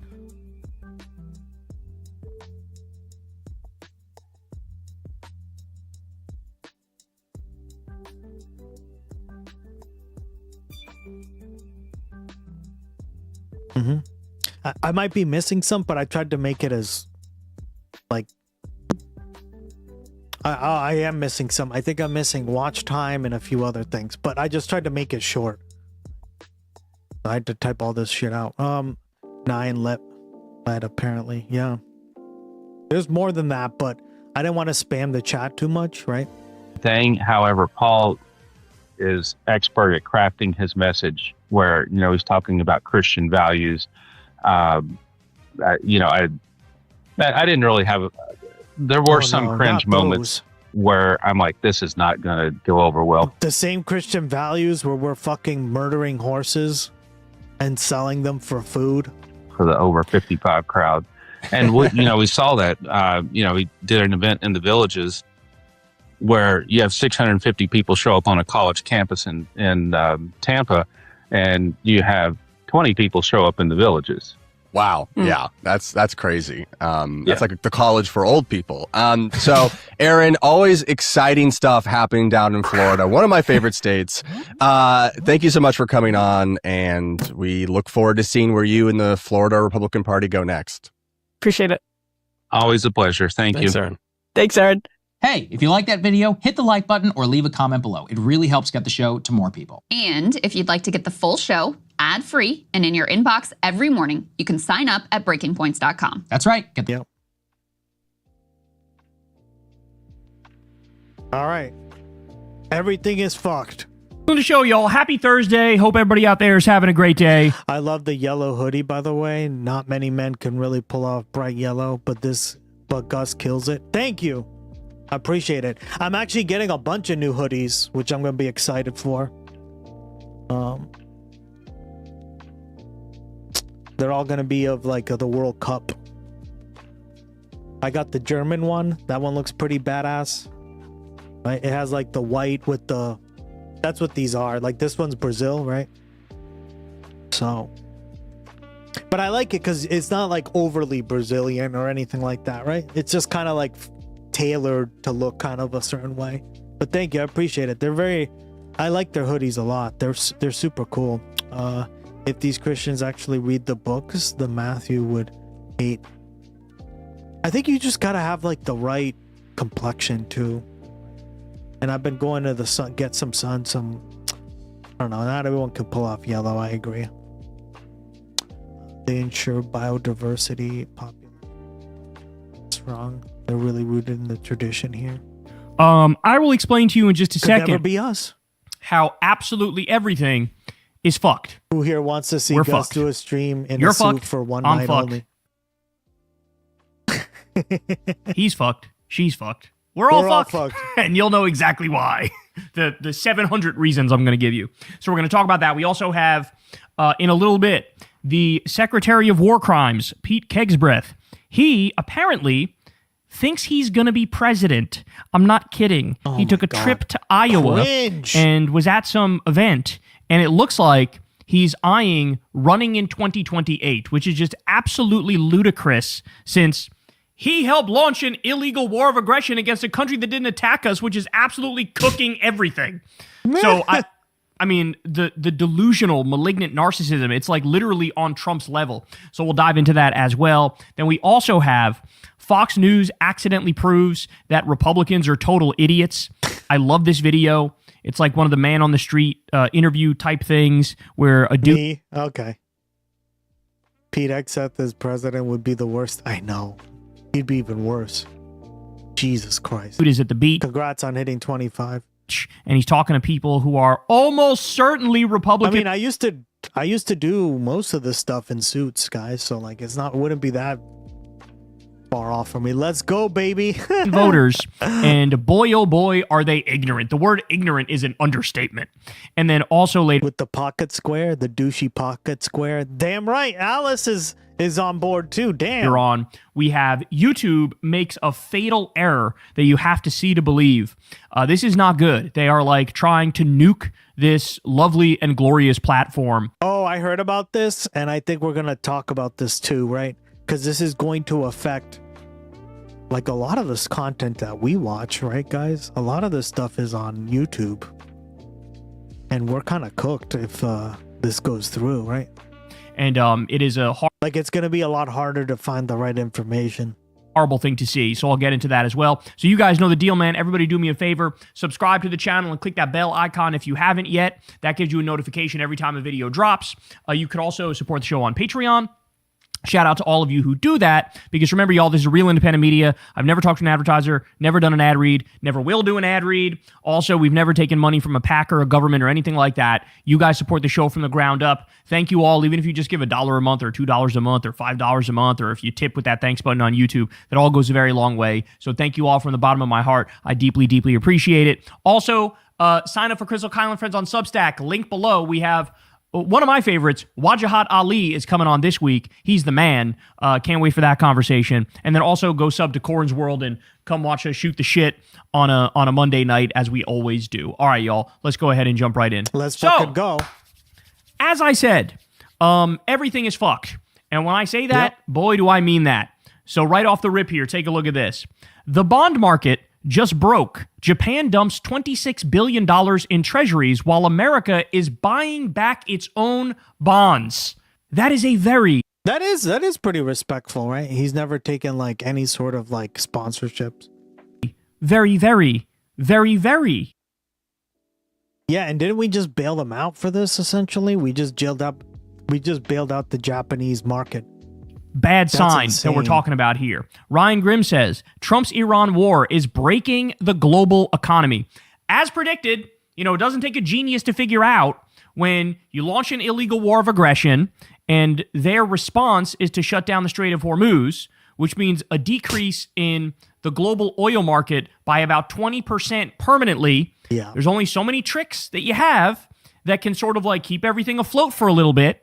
But now it looks like everything's breaking. Okay, so they had a currency crisis in Japan, and the U.S. intervened to try to help. That shit didn't work at all, and so now they're in a corner and don't know what to do. Japan is cornered and has three potential moves left. Number one, hike rates, which carry trade unwinds and pension funds get torched. Okay. Number two, sell treasuries to buy yen. The U.S. bond market gets torched. Number three, lean on the Fed swap facility dollar printer, and U.S. inflation then picks up. So there's no good options left. They're basically trying to use duct tape and bubble gum to fix the Titanic as it sinks. That's what we're looking at right here. And apparently what they went with was option number 2. They're selling U.S. treasuries to buy in. Okay, more. Trump is going to pump billions of dollars into the bond market to push down interest rates through the election, then let everything fall apart again. Not sure I've seen a more nakedly electoral use of this amount of money before for such a targeted amount of time. Guys, when I say I'm very fearful for the future, I mean it in a way where... Well, yeah, if this goes south, guys, we are all fucked. Like, this may be the start of another depression, right? 2008, in many respects, was not existential in the way that this is existential. And the reason I say that is, in 2008, when we had the subprime mortgage crisis and the Great Recession, the dollar actually strengthened because the flight to safety back then was to the dollar. But now, Donald Trump has made us... He's made it the opposite, right? The dollar isn't as strong anymore because of all the crazy trade wars, like getting rid of the dollar or trying to get rid of the dollar through it being the Federal Reserve currency of the world, all that shit that he's done, right? We covered it in the past. Yeah, it's going to make things worse, right? Because the currency was stronger in 2008, right? You heard it here. But because of all the stuff he's done in the past, right? Or that he continues to do, some of it, right? But with the trade wars, it's definitely going to weaken it, right? BRICS is now a thing, etc. Remember BRICS? Everyone forgets BRICS. Such a global pariah, and everybody hates us so much that countries are moving away from the dollar as the world reserve currency. And with that happening, that means we can't really afford these kinds of radical interventions anymore. We don't really have the ability. I mean, our debt and our deficits are completely out of control. And without the backing for the US dollar globally, we can be looking at a situation of unique political instability and potentially even hyperinflation because of Trump destroying the global order, destroying the global economy, making people run away from the dollar. And so all these like interventions, there's a reason why Trump said he was the, quote, king of debt. Now, this is a guy who literally a day before one of his companies went bankrupt, he was out there singing the praises of that company and saying, everything's great, everything's awesome, there's no problem whatsoever. And the next day, boom, had to file for bankruptcy. He had six business bankruptcies to his name, y'all. And he would lie on the campaign trail when he ran the first time, and he would say, they're lying, I haven't had a single bankruptcy, I haven't had a single bankruptcy. But that was weasel talk from Trump, because what he means is he hasn't had a personal bankruptcy, but he's had 6 business bankruptcies. This is a guy who couldn't find a way to make a casino profitable. That's insane. Casinos, they literally just come and dump money on your lap. And he failed at that shit too. Never mind Trump vodka or Trump steaks or Trump the board game or whatever the fuck. He's the world's shittiest businessman. He's a con man. And now he conned the entire world. And here we are, and everything's falling apart. And they're desperately trying to keep it together, at least until the midterms. This is insane. And by the way, the main issue here, at the heart of all of it, is Trump's illegal war against Iran. Mix that in with the trade war and the tariffs, but like Trump's illegal war against Iran is really the catalyst that is leading to the downfall. Okay, so how about this? In an unprecedented move, the U.S. Treasury is buying back its own long-term debt in order to stop the surge in yields, calling it liquidity support. But there's one big problem with this. The government doesn't run a surplus, so in order to buy back old debt, they have to borrow new debt. Since they can't borrow long-term debt, that would make the buyback useless because they would be selling the exact thing they are buying. They have to borrow with short-term debt. What are the implications? Anyone calling this QE, which is quantitative easing, which is just like government subsidizing, like the government spending money, yeah, basically, doesn't understand it. Zero net effect on liquidity in the financial system overall. The government is simply swapping long-term debt for short-term debt. Same total debt and number of dollars exist as before, but the Treasury has blinked. Large Treasury holders now know that if they need to get rid of a large volume of Treasuries, they don't need to worry about crashing the Treasury market and losing value. The U.S. will step in and buy what is necessary. That's not good. This is a dangerous game and is exactly what led to the collapse of the Mississippi bubble by John Law 300 years ago. It also means we are likely to see intervention from the Fed sooner rather than later. The Treasury can't do this themselves forever because the Treasury doesn't print money. Either the Fed steps in with real QE, quantitative easing, or they deregulate the banks so banks can buy unlimited treasuries and do quantitative easing for them. What the fuck? See. Ladies and gentlemen, this is not sustainable. What we're looking at here is not sustainable. We're running out of tricks to keep the global economy together. Now, at the same time, let me give you some other stuff here, which is just absolutely disturbing. Oh, I heard about this guy. GOP-Els says, breaking, Republican official Andy Sanborn has pleaded guilty to stealing over $250,000 in COVID relief funds. He used this money to buy a Porsche. Least criminal Republican of all time, ladies and gentlemen. That's what you're looking at right here. All right. Fact Post says the Trump administration is destroying Big Bend National Park's only beaver pond to construct a border wall. Because of course they are. There's been videos circulating on social media of them basically destroying our national parks, bulldozing shit. They're destroying the beavers? This man is just... He is looting, he is pillaging, he is destroying. This is his legacy. This is what he will actually be remembered for, even though he's trying to force us to remember him positively by putting his name on airports and shit like that, the Epstein Memorial Ballroom, his name on currency, his face on the passports. This is what his actual legacy will be. Fact Post also not the beavers. Also says here, House Republicans have advanced a bill prohibiting requirements for employers to provide access to rest, shade, and water in extreme heat. You heard that correctly. The Republican agenda is get your ass out there and have heat stroke and die. That's the Republican agenda. In the same way that they tried to ban states from doing free school breakfast and free school lunch for kids. Republicans tried to ban that. They're actively trying to ban extreme heat work breaks that are mandatory. So your boss can force you to stay out there even if it's 110 degrees and you're about to croak. This is what the Republican agenda is, ladies and gentlemen. This is even Super worse. serve the Epstein class. That's what they want to do. It's all about the corporations getting everything they want. Hey, Josephus, you want to come work in the U.S., buddy?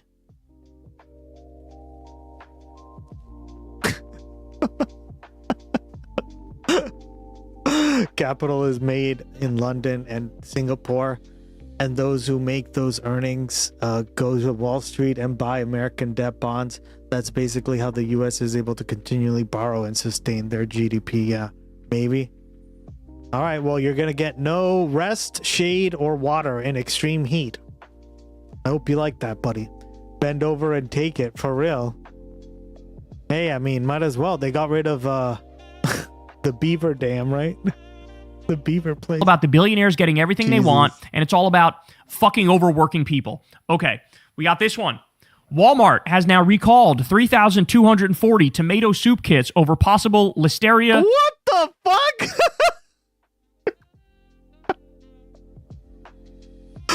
What the hell? Now it's tomato soup? Jesus, how much of a fuck up can you be?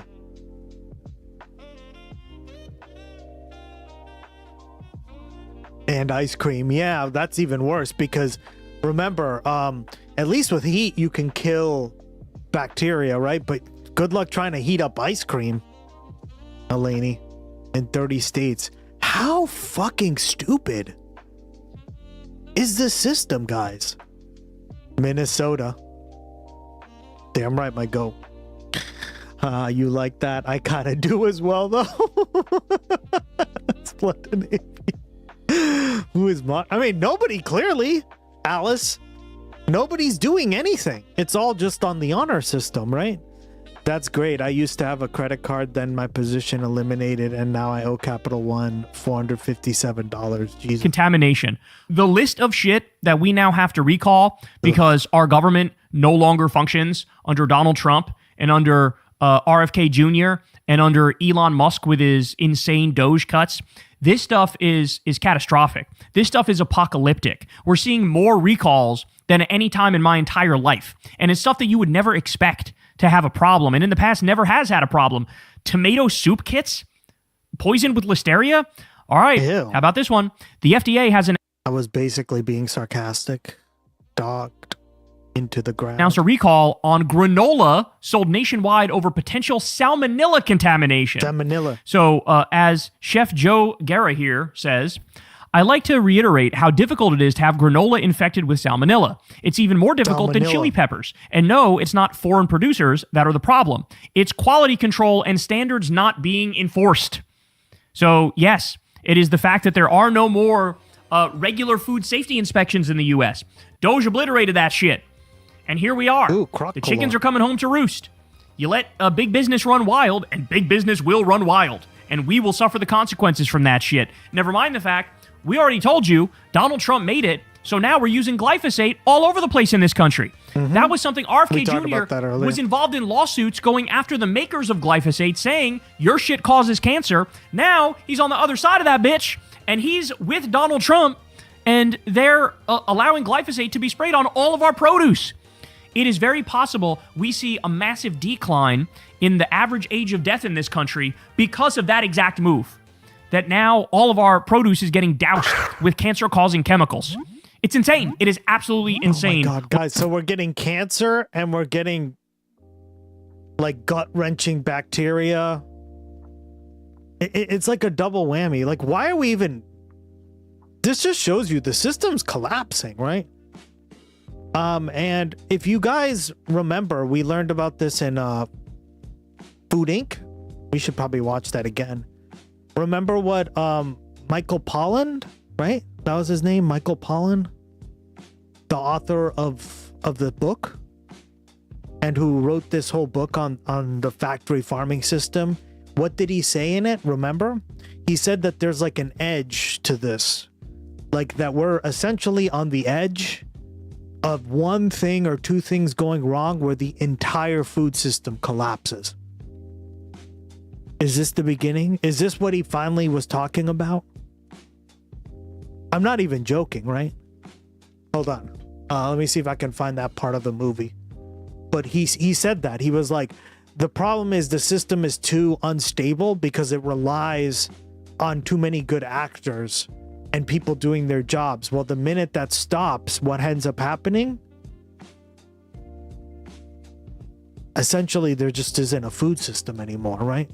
Well, on the positive side, you will die from food and water along with the climate takes us. Facts.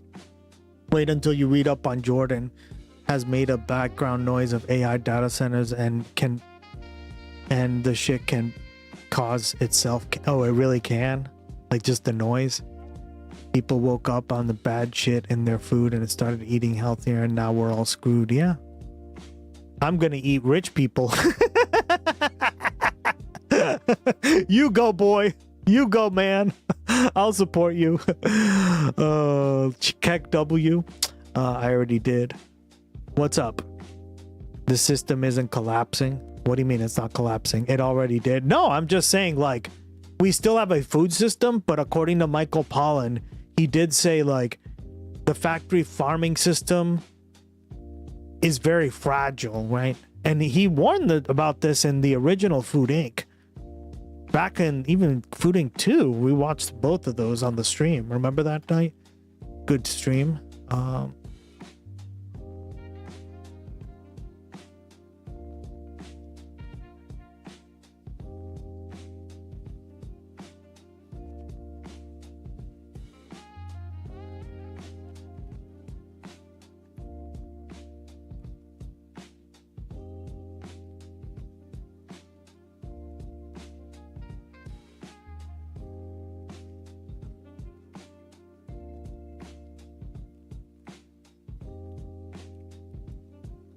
Well, there's a lot of videos with him.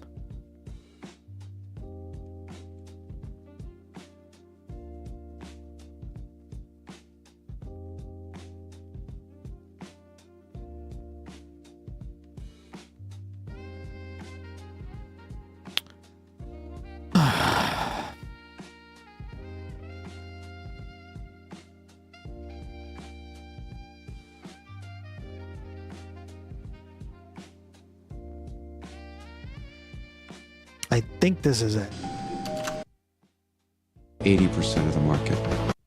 These big fast food chains want big suppliers, and now there are essentially a handful of companies controlling our food system.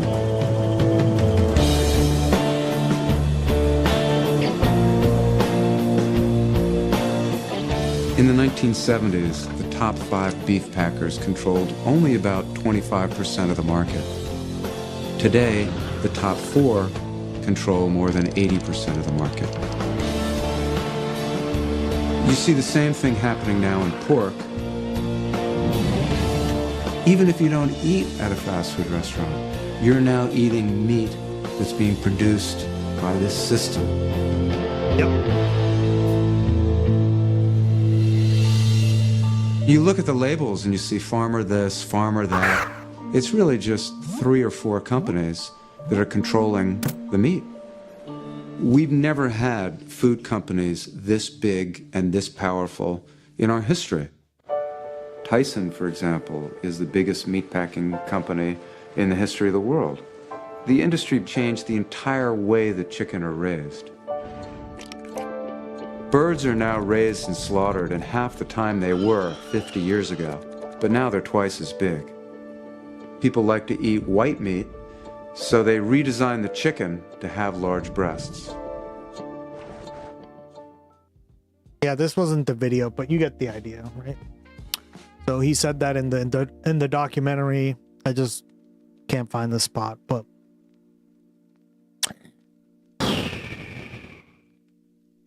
people, yeah.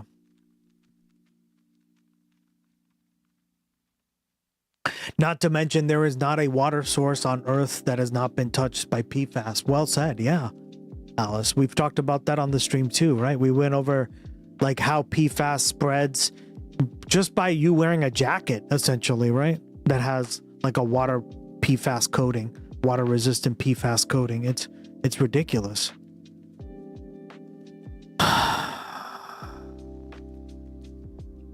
This was the data center video. All right, we'll watch that next.